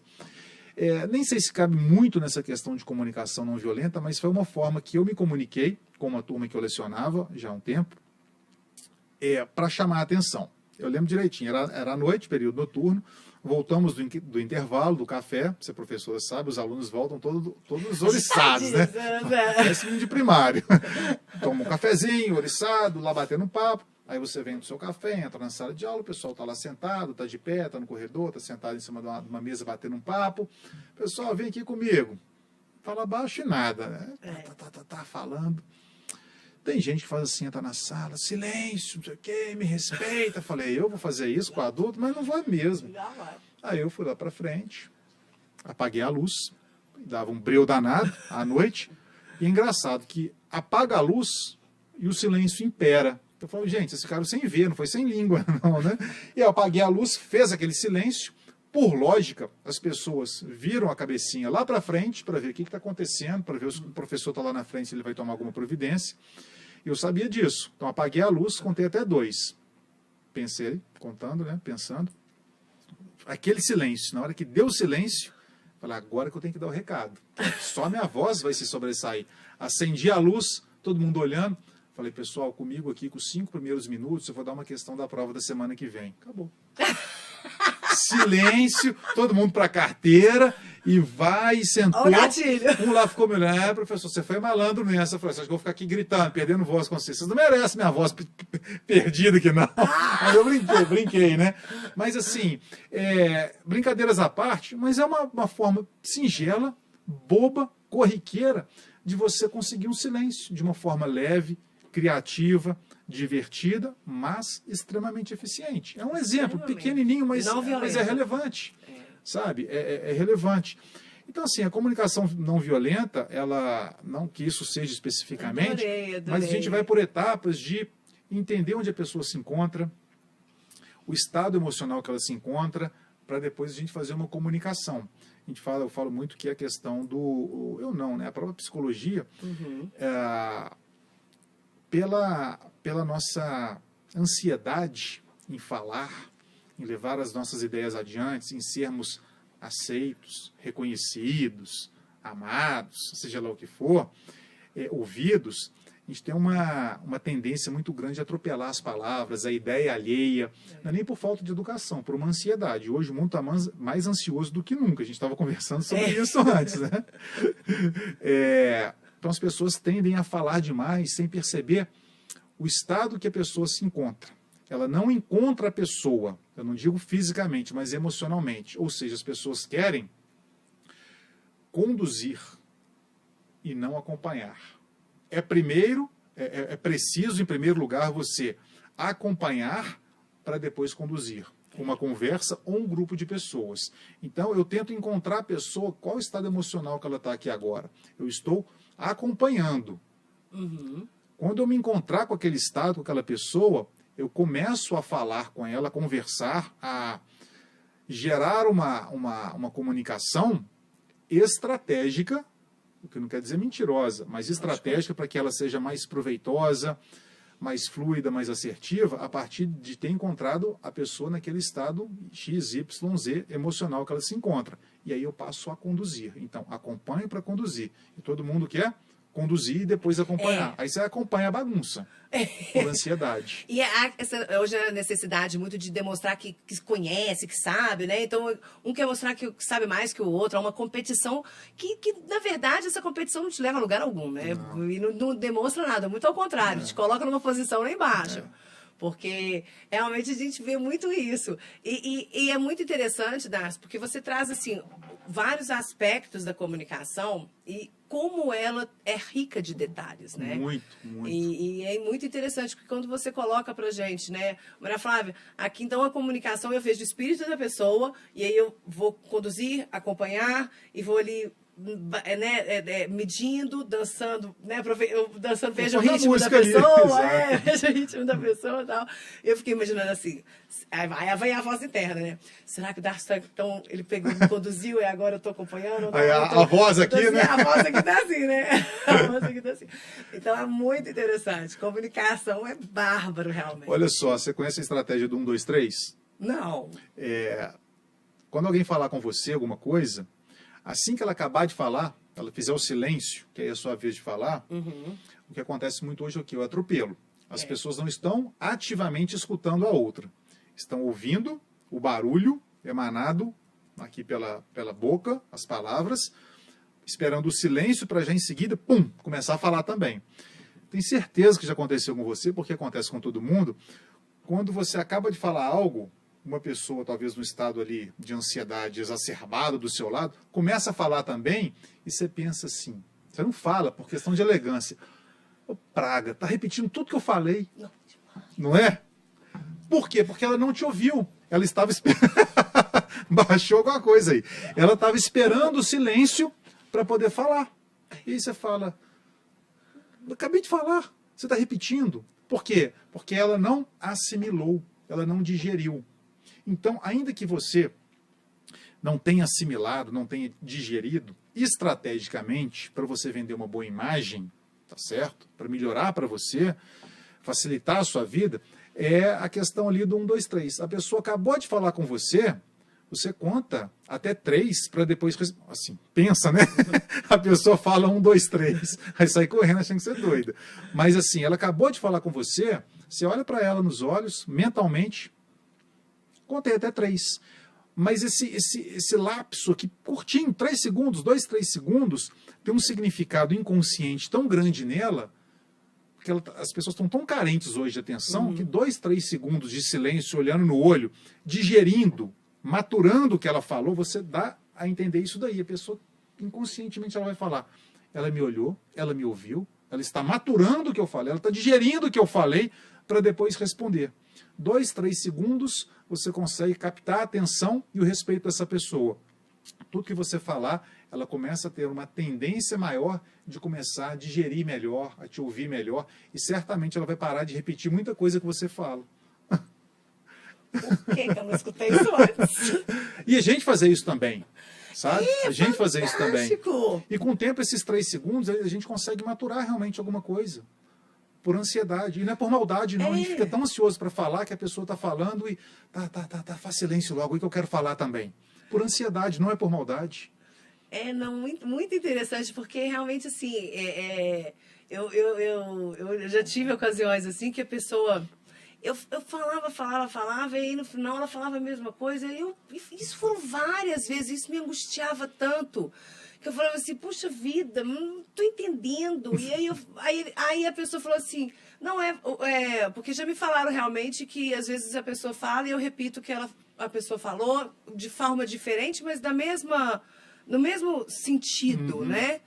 E aí eu ficava assim, gente, como é que eu me comunico com essa pessoa e consigo me comunicar com ela, né? De forma a não só eu ali ouvi-la e percebê-la, né? Mas ela também me perceber, né? Que era uma pessoa, né, muito importante para mim. E eu acho que realmente, no partir do momento que eu conto esse 1, 2, 3 para assimilar o que a pessoa me traz, né? e devolvo algo, às vezes ela começa, então, também perceber isso. E assimilar, que é igual você falou, conduzir e ser conduzido. Fantástico, Darcy. Nossa, hoje eu tô saindo aqui desse podcast, olha, você em casa, assista inteiro. Se você não assistiu inteiro, em velocidade 2.0, volta, pode até ser na velocidade 2.0, você vai assistir mais 10 vezes, porque realmente, assim, fantástico. São várias questões, quesitos, que como muda a comunicação que a gente faz, né? Como ela fica de forma mais efetiva. Exato. É entender realmente o espírito da comunicação, que não é só a palavra, fala rebuscada, postura, isso faz parte também. Mas isso é a cereja do bolo, tem que vir depois. E não é só isso. E o universo é muito vasto, muito amplo. A gente começa a entender essa questão, que como ela transcende a fala por si só, que a gente conversou. Ela entra no aspecto emocional, comportamental, em vários sentidos. E claro, eu estou falando isso daqui, eu procuro estudar, praticar, mas eu me equivoco muitas vezes e faz parte do processo. A questão é que você vai se equivocando cada vez menos. Mas até hoje, às vezes eu falo, nossa, fiz isso aqui, a minha esposa fala, aí tá falando isso, tá fazendo diferente. Eu falo, não, porque em casa é diferente, a relação muda, tem outro envolvimento, mas eu procuro lapidar. Entre erros e acertos, a gente não tem que olhar para uma pessoa, nossa, ela é perfeita no quesito comunicação, que é a nossa temática aqui. Não, não é isso. É um processo que você entende, que você passa, que você pratica e que você vai lapidando, como tudo na vida.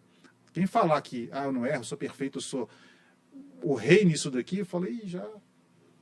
Mas isso não existe, né?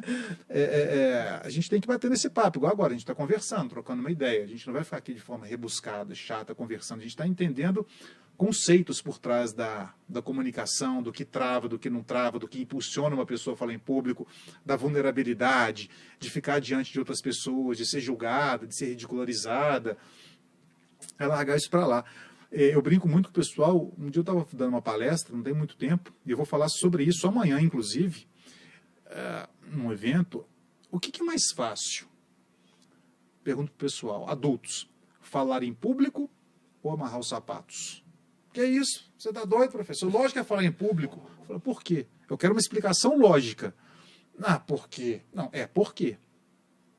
O que é mais difícil? Amarrar os sapatos ou falar em público? O que você acha? Uau, para mim é falar em público.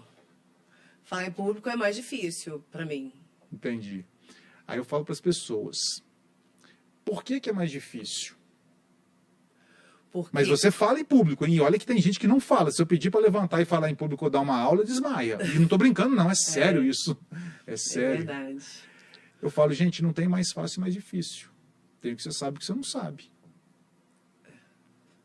Para minha filhinha de 3 anos e meio, para ela é tranquilo subir na mesa aqui e fazer graça.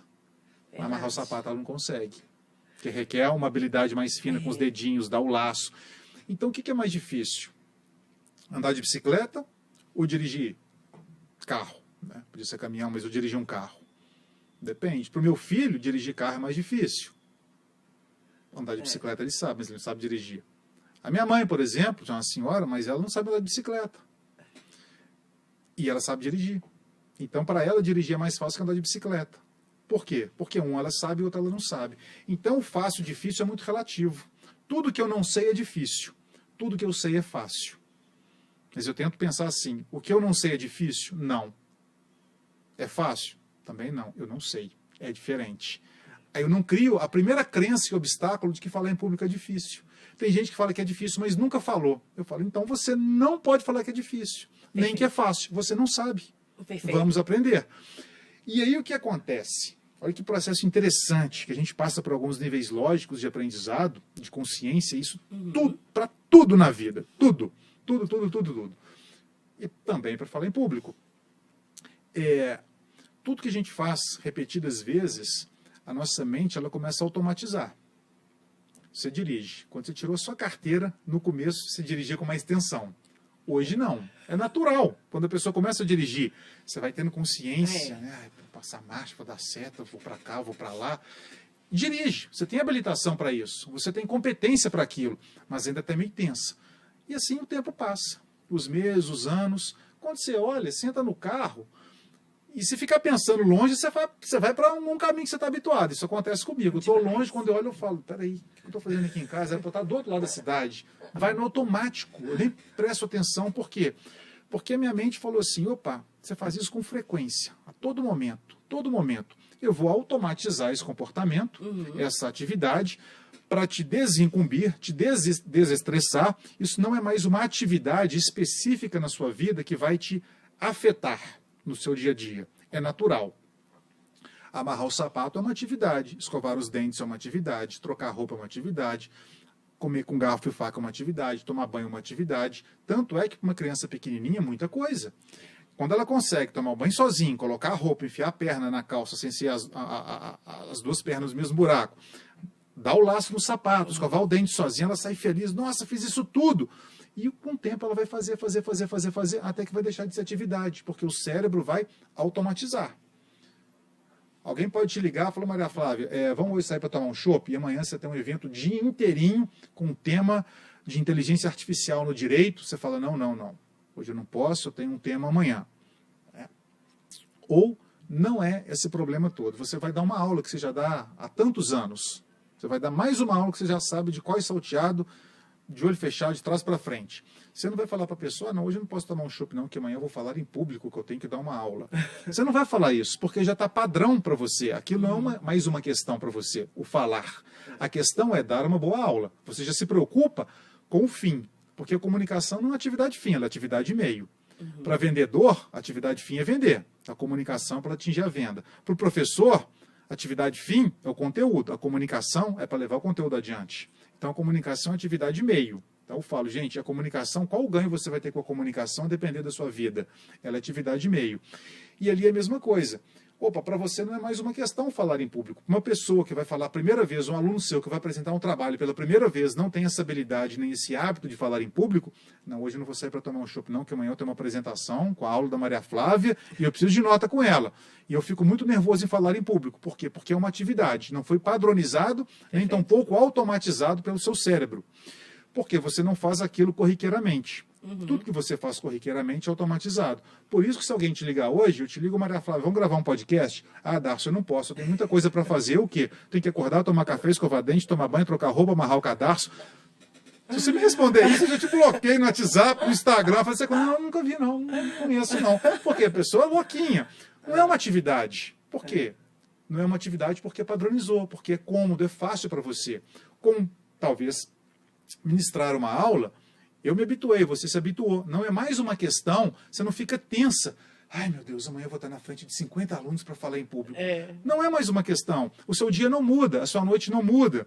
Você quer o quê? Levar um bom conteúdo adiante. O falar em público, o estar em evidência nesse ambiente que você já está padronizada tanto, não é mais uma questão. Então, quando eu falo para a pessoa, o que é mais difícil, dirigir ou andar de bicicleta, amarrar o sapato ou falar em público? É o que você sabe que você não sabe. Quando a gente tira a carteira de motorista, você dirige, você sabe, no começo você vai fazendo tudo com consciência. Com o tempo aquilo automatizou. O dirigir não é mais uma questão. Ah, eu vou ali para a faculdade. Ai, meu Deus, eu vou de carro, vou dirigir. Não é uma questão, não é uma atividade. Você quer chegar na faculdade, mas o carro já não te incomoda mais. E o falar em público é a mesma coisa. Então, quando você tem habilidade de fala, legal.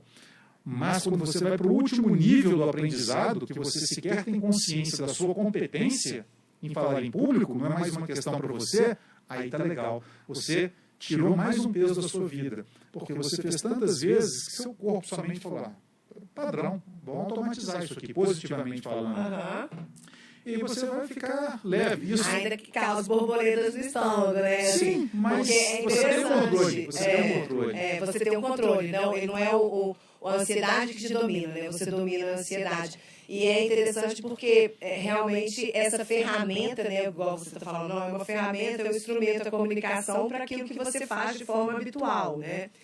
E é muito interessante porque hoje a meditação, né, vem muito nessa onda de você ter consciência da sua ferramenta. Sim. Né? Então,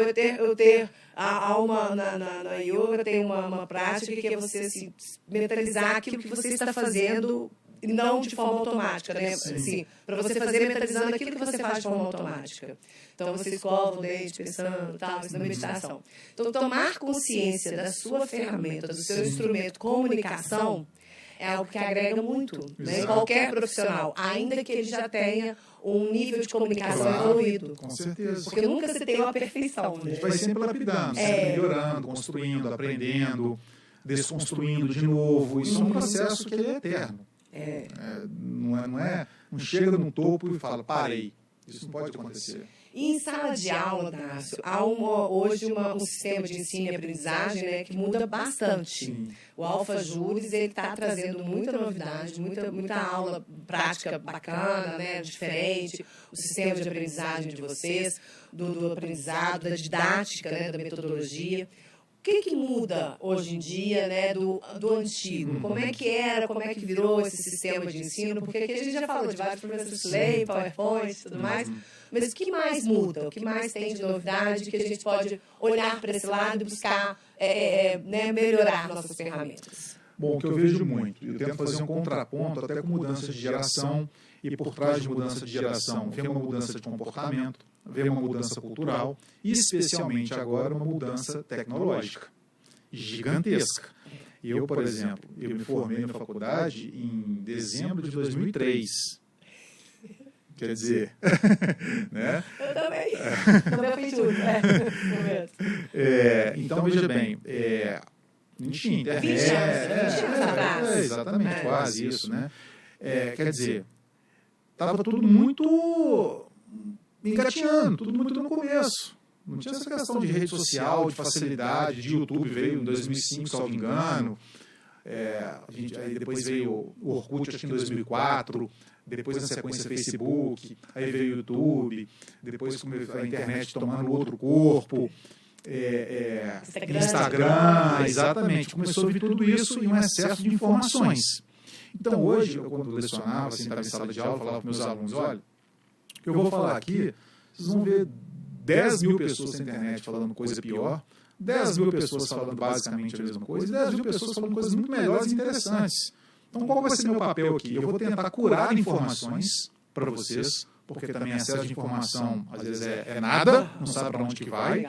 Lapidar, mediar, instigar, fomentar problema, para a gente começar a raciocinar aqui. Porque hoje está muito fácil para vocês. Quando eu estava na faculdade, poxa, eu queria uma informação, ela estava na biblioteca na mão do professor. Não tinha essa, tá chato a aula, pum, vou dar um clique. Então, o que acontece? E hoje isso daqui é muito bom, mas é o maior concorrente que as pessoas têm.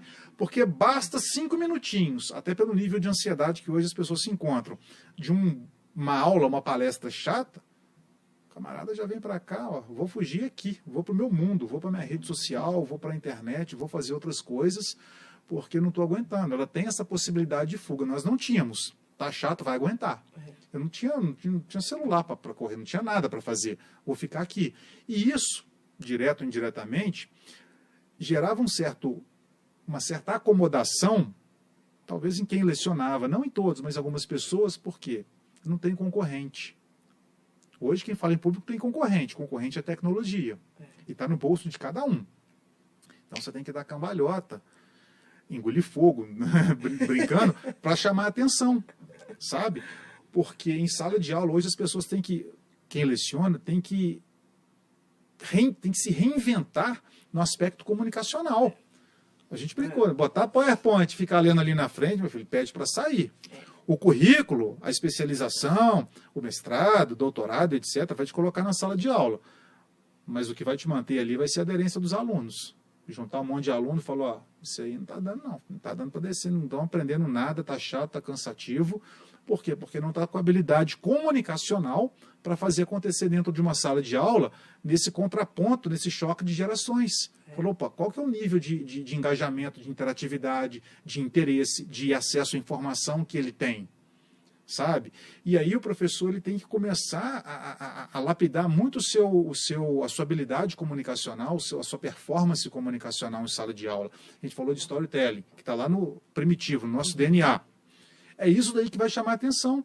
Porque a molecada hoje nem sabe disso, nem sabe que eles gostam de história, porque eles não escutam, não têm oportunidade, estão ligados aqui.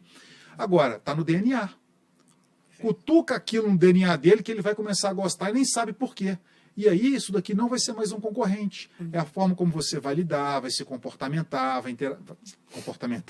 comportamental, vai se comportar, vai interagir com os alunos, vai criar situações, vai trazer exemplos, histórias, vai tangibilizar o conteúdo, vai compartilhar alguma coisa, para você materializar aquilo, isso daqui não ser uma concorrência. Então depende única e exclusivamente de quem se dispõe a falar ali na frente, de um professor, de um palestrante, de um orientador, seja lá quem for, para tirar essa concorrência de lado, porque se for na mesmice, em caráter informativo, para quê? Pega aqui, vai achar muito mais coisa interessante, mais fácil, a 1, 2 cliques. Pô, pode já estar pronto aqui, né? Exatamente. Então tem que fazer essa mudança, porque é igual um cachorro de guarda grande que é tratado em família bonzinho, mas ele tem um DNA dele de cão de guarda. Se você ativar aquilo, vai disparar.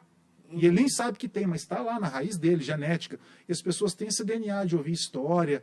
Todo mundo gosta de um bom livro, de um romance, de um cinema, porque tem história, tem personagem, tem tudo.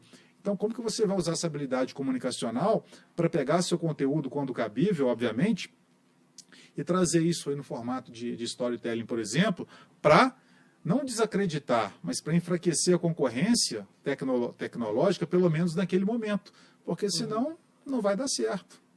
Ou incluí-la, né?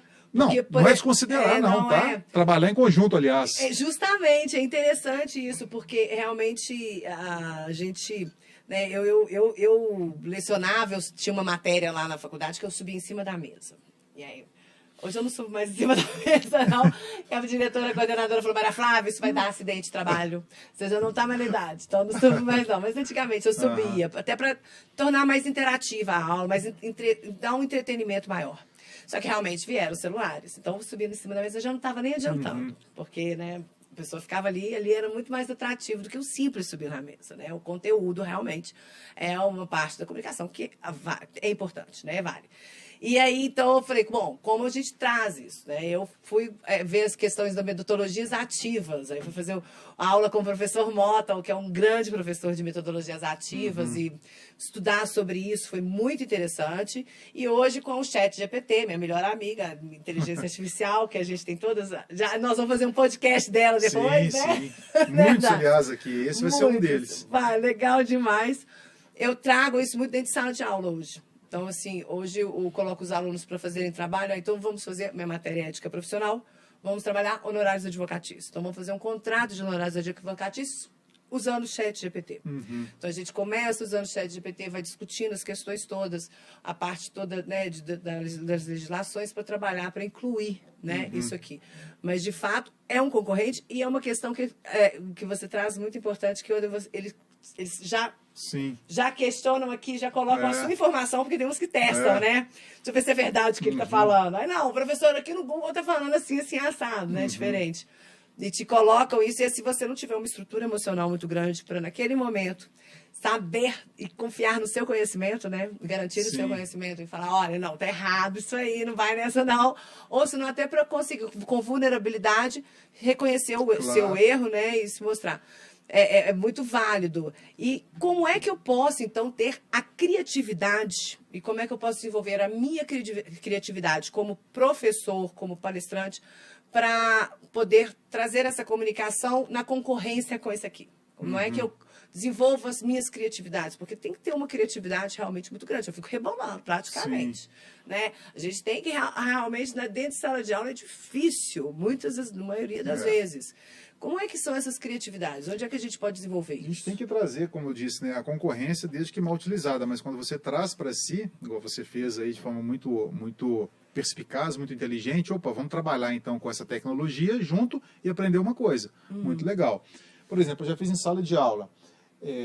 Então, assim, eu sempre lecionei empresarial, processo civil, e, poxa, eu tenho um trabalho. Então, sempre tive predileção, falava, gente, eu não quero que vocês me entreguem nada. Vocês vão fazer o trabalho aqui na frente. Ai, meu Deus do céu, eu vou apresentar. Vamos juntar útil ao agradável. Legal. Vocês vão compartilhar um conteúdo, não precisam me entregar nada, e vocês vão desenvolver uma habilidade comunicacional aqui. A gente vai ter depois no 6º, no 7º, no 8º período. Quando chegar no 9º, 10º, para a apresentação do TCC de vocês já estão muito mais tarimbados, mais tranquilos. Quer dizer, vocês estão fazendo direito.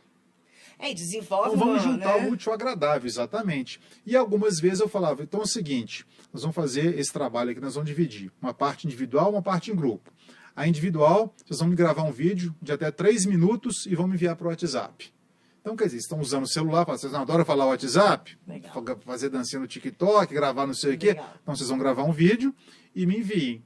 Os temas são esses aqui, vocês vão reduzir ao máximo até em 3 minutos. Claro, ouvia aquilo, depois avaliava, atribuía a nota e apagava, obviamente.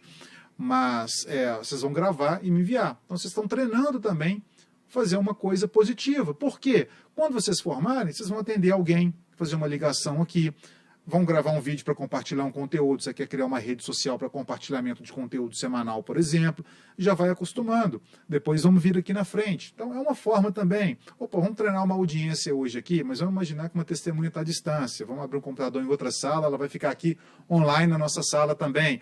Sabe, para ir vivendo aquela realidade na prática. Então, Perfeito. isso é tecnologia, vai tendo uma quebra, e ao mesmo tempo que você está fazendo um experimento, não um experimento, um trabalho prático em sala, você está ensinando a teoria. Opa, agora sim, é por conta disso, abre aqui o código, e assim você vai.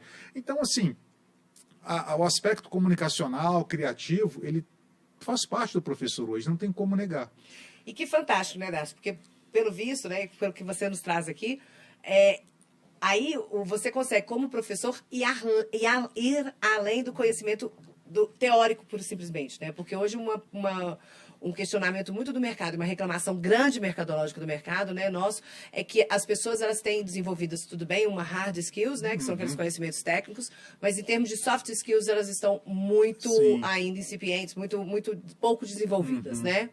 Então, quando você coloca assim, Maria Flávia, eu ensino isso, ensino aquilo, a gente vê claramente que o seu ensino, ele vai muito além daquilo que é a matéria pura e simplesmente, né? E essa comunicação, né? A forma, poxa, o aluno para isso é fantástico, ele já vai chegar lá realmente com capacidade para responder o TCC, para apresentar o TCC. Adorei. Legal demais. Vai desenvolvendo muitos aspectos nesse sentido, isso aí não tem como negar, a gente tem que trabalhar isso em sala de aula, a gente tem oportunidade. E hoje, infelizmente, são momentos raros de a gente estar junto com as pessoas fisicamente falando. Então, eles têm que ser assim, são momentos que devem ser muito bem aproveitados. Uau! As pessoas, os seus ouvintes, os seus alunos, os seus as pessoas com as quais você fala, né, Dácio? Eu também, como grande amiga, e tenho um carinho muito grande, um respeito enorme. As pessoas com as quais você se comunica, elas devem sempre ficar muito felizes, né? Muito encantadas. Legal demais. Não sei, espero que sim, né?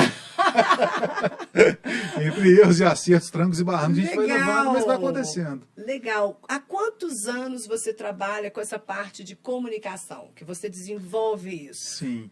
Para que aquele que está lá em casa, aquela que está lá em casa nos assistindo, aqui nos ouvindo, para onde ele começa, por onde ela pode começar esse primeiro passo? Há quantos anos você trabalha? Foi aquela historinha que eu comecei lá no nosso início do bate-papo.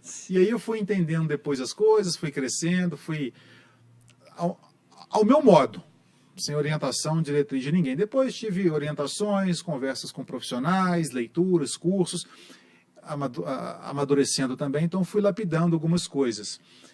Entendendo aquilo, quebrando as crenças, rótulos que eu transformei em crenças, redesenhando minhas crenças, reconfigurando, reconstruindo, entendendo algumas coisas, me colocando à prova, e vi que ninguém é de vidro, que ninguém vai pular na sua jugular te morder, como se você fosse uma pessoa, uma zebrinha ali na savana, cheio de leão deitado ali, te olhando para te devorar. Não é isso que acontece. E assim foi acontecendo. Mas especialmente depois que eu me formei, ainda antes de formar, eu comecei, eu assisti algumas sustentações orais, tribunal do júri, comecei a achar muito interessante aquilo. Pô, que legal, começou a me chamar a atenção. Pois bem, aí depois que eu me formei, eu comecei a estudar um pouquinho sobre isso, comecei a ler bastante, fiz vários cursos de oratória, de apresentação, de PNL aplicada à técnica de apresentação, storytelling, fazia outro curso, e lia, e praticava sozinho, praticava no espelho, viajava, ficava às vezes falando sozinho no carro, como se eu estivesse fazendo... Enfim, todo mundo quer falar um pouquinho em público, tem que pagar um pouco de mico, isso é um pouco doido, não tem jeito. Eu falo pro pessoal, gente, vocês não vão achar nada convencional aqui, vocês têm que... vai ter que quebrar a barreira, vai ter que tirar uma viseira aqui do rosto, perder medo de julgamento e praticar. E é divertido. Além de ser muito engrandecedor, você se transforma muito. A comunicação, na verdade, ela te faz crescer muito e melhorar como pessoa. Então você utiliza a comunicação como um fator de ganho pessoal também. você trabalha desinibição, autoconfiança, segurança, autoestima, é divertido. A gente vai lapidando muita coisa também. E assim foi acontecendo. E aí o trabalho vai me direcionando para aquilo, opa, dava uma palestra aqui, outra ali, muita audiência, a sustentação oral vinha aí porque vinha. E comecei a lapidar, escrevi um livro, e as coisas foram acontecendo, encurtando bem a história. Mas assim, que eu estudo muito já sobre isso, já vem pelo menos aí pelo menos uns 12 anos. Assim, voltado para essa temática, mas sempre apliquei muito comigo. Sempre apliquei muito na minha vida profissional, na minha vida acadêmica, e de um tempo para cá, eu comecei a fazer também de forma profissional com algumas pessoas, dei uma paradinha, mas sempre dei continuidade, sempre com muita palestra, curso em grupo, fiz algumas mentorias individuais, dei um tempo, estou começando a retomar agora também, porque eu acho que tudo que é personalizado tem a sua essência, você vai ali onde que a pessoa está precisando. Né? Aí tem toda uma estrutura, uma metodologia que eu aplico e tal, mas é bem legal. E é sempre um aprendizado. Sempre, sempre, sempre. A gente aprende, eu aprendo com todo mundo. É então, muito legal. A vivência própria, né, que agora você traz isso para todos, na forma sua de condução de trabalhos, para a sala de aula, para a mentoria. Sim. Legal, então, que bom isso. Eu fico muito feliz, porque né, até eu vou fazer a mentoria também, para comunicação, porque realmente, assim, palestra, né, a parte toda de nossa profissional, palestra, sustentação oral, audiências, né, requer a sala de aula, requer a gente conseguir realmente se comunicar. Exato. E como eu aprendi hoje assim com você, porque feliz. Foram vários detalhes, vários insights novos que você trouxe que eu não conhecia. Eu fico muito feliz. E você trouxe, né, também dos pontos que a gente tinha, né, trocado uma ideia antes para a gente poder trazer aqui com você. Já é possível, mesmo sozinha, uma pessoa colocar a mão na massa e começar a melhorar sua comunicação? É uma pergunta assim que eu faço, porque como você trouxe agora, eu fiz essa pergunta de como a gente pode começar, né? Sozinha, eu consigo começar? Além de ser de frente para o espelho só e dirigir no carro, eu também já fiz essa de dirigir no carro, falando. Não, sem dúvida alguma. A do espelho é uma. Que eu falo para as pessoas, ainda não tem possibilidade de tempo, ou financeira, ou muita vergonha, a gente não sabe. Vai para frente do espelho, se fecha no banheiro, pega um assunto que você gosta, fale por 1 minuto. 1 minuto todo dia, um dia aumenta para 2. Essa é uma atividade específica. Uma outra atividade que a pessoa pode fazer sozinha também, ou talvez em grupo com pessoas que ela confie. Um pai, a mãe, um irmão, um namorado, um amigo próximo. Pensar num tema que você domine de antemão e se propõe a falar por 3 minutos sobre esse tema para essa pessoa ou essas pessoas. Coloca ela sentada no sofazinho e sente também. E fale. Depois peça um feedback. Fala, olha, não quero que você fale sobre o conteúdo em si, mas sobre o meu traquejo comunicacional, a minha fala, o meu gestual, o meu olhar. Me dê um feedback sobre o meu comportamento comunicacional. Faça essa mesma atividade, por exemplo, só que agora com as pessoas assentadas e você de pé. Então você vai mudando, vai ficando em evidência, vai ficando em evidência. Eu tive uma situação dessa, eu estava conversando com uma garota, falou super bem. Eu falei, pode falar comigo, mas fica de pé. Ah, travou. Mas você não vai nem sair do lugar, você só vai levantar. Mas é o estar de pé. Uau. Ali, né, a evidência. Então, quer dizer, a leitura ela é muito recomendável, porque você aumenta vocabulário, você pega muita história. Em sala de aula, em palestra, eu vou correlacionando muitas coisas que inicialmente não tem ligação com a temática principal, mas quando você tem uma visão um pouco mais ampla, tem um exemplo, tem um acontecimento, tem uma piada, tem uma parábola, tem um caso que me contaram, tem uma passagem que eu li, você consegue fazer relacionar ali muito rápido e vai engrandecendo, vai quebrando as suas barreiras, vai quebrando branco, vai misturando, vai brincando. Isso aí o tempo vai te dando essa maturidade. Então a leitura ela é muito importante, que além de aumentar o conhecimento, aumenta o vocabulário, uma palavra nova. Então isso daí é extremamente salutar. A leitura. E ler também em voz alta, sozinho, é interessante. Olha. Um treino físico, talvez, você pegar um palitinho ou mesmo uma caneta, se não tiver, pode colocar aqui na boca para travar sua língua e fica falando. É bom fazer no banho, porque a gente baba muito. Eu já ia querer fazer aqui, Ana. Sabe aqueles palitinhos? Você compra aquele saco de palitinho, de espetinho, de aniversário. Sei. Aí você coloca aqui, Ah, porque tem muita gente que fala e sai e faz um barulho de cobrinha assim, muito com a língua. E aquilo te trabalha, te ajuda a trabalhar, melhorar um pouquinho a dicção. E outra, se for na frente do espelho com alguém, vai ser melhor ainda, que vai ser divertido. Já vai começar a dar gargalhada, vai rir, vai falar e vai babar, mas é um exercício que aí, além de trazer uma diversão, quebra um pouco, tira a questão da desinibição também, trabalha um pouquinho a desinibição. E é um treinamento físico também, a leitura em voz alta, oscilar a voz, isso tudo são as questões externas. legal. É aquela que todo mundo vê, enxerga. E tem aquelas realmente emocionais de entender também a questão aí da autoconfiança, autoestima, sua autoimagem. São detalhes. Poxa, Darcy, você traz até assim uma acessibilidade à comunicação muito rica para todos nós, né? Porque quando você nos traz, desde o início, né, da fala toda aqui hoje no podcast, no AlphaCast, né, que você traz esses dados do percentual com relação à imagem, com relação às palavras, com relação à voz, com relação à postura, à comunicação, o que eu quero comunicar, né? Você traz um acesso à comunicação muito grande no sentido de qualquer um é capaz de palestrar, ainda que não tenha, por exemplo, ou uma pessoa até às vezes realmente gaga, alguma pessoa com problema de dicção maior, ou até uma pessoa muda, né? Então, como a comunicação, ela vai muito além de uma simples fala, de uma simples palavra. Com certeza. E olha que legal aprender com você, assim, todos esses insights de comunicação, Eu não sei como é que tá o tempo nosso, né? Assim, se eu tenho esse terminar, né? Porque diz, inclusive, que para toda comunicação o desfecho é importante. Sim, o saber terminar. Como é que é esse saber terminar? Me conta. Tchau. Não, mentira. Obrigada, tchau. É interessante, claro, quando você vai dar uma aula, você vai fazer uma palestra, um evento muito legal, você já tem esse preparo antes. Treinar realmente, você ter um processo de roteirização, se for usar um PowerPoint, ter esse PowerPoint, se lapidar e se capacitar como apresentador, como comunicador público, e ter um fechamento já estratégico. Claro que pode ter uma modificação a depender ali da sua audiência, da sua plateia, da demanda, mas é sempre interessante, de antemão,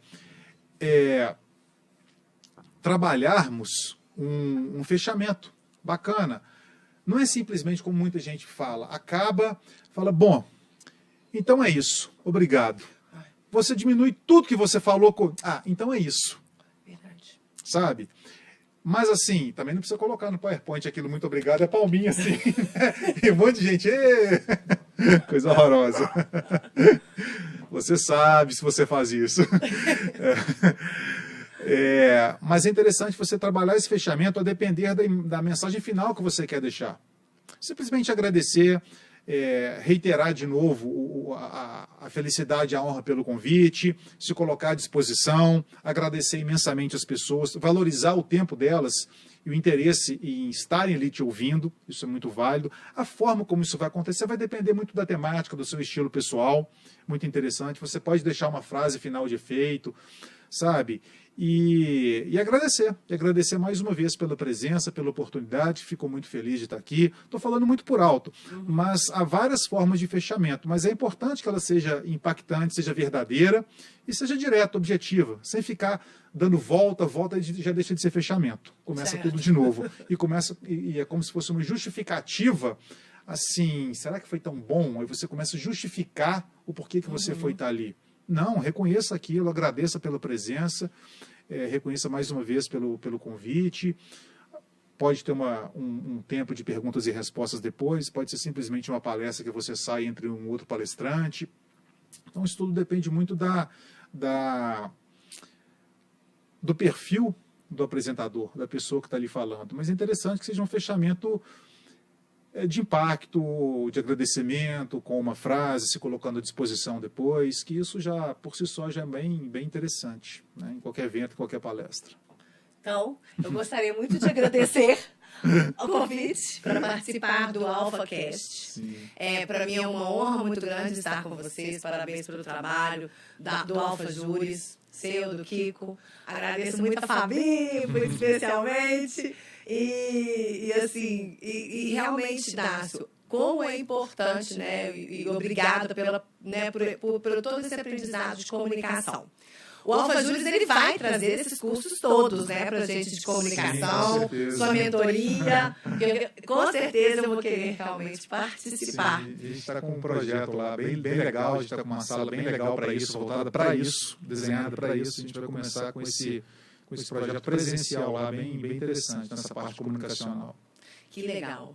Nossa, parabéns, fico muito feliz. E eu fico feliz pelo seu convite, pela sua participação, essa troca de ideia foi bem legal, bem fluida. E com certeza você estará conosco aí em vários outros podcasts como convidada e como anfitriã também, porque tem muito tema legal, a gente vai ter muita temática aí para ser trabalhada aí ao longo do ano de 2023. Na sua avaliação, soube me comunicar direitinho. Bacana, show de bola. Eu espero que você também, aí de casa, também se comunique bem, tenha aproveitado, né, esse bate-papo nosso de hoje, o AlphaCast. E realmente, gente, se comunique. Traga, né, leve sempre ao mundo aquilo que você pode trazer de positivo, de esperançoso. Se comunique sempre com o coração. E muito obrigada por você estar aqui conosco. Muito obrigada. Eu que agradeço.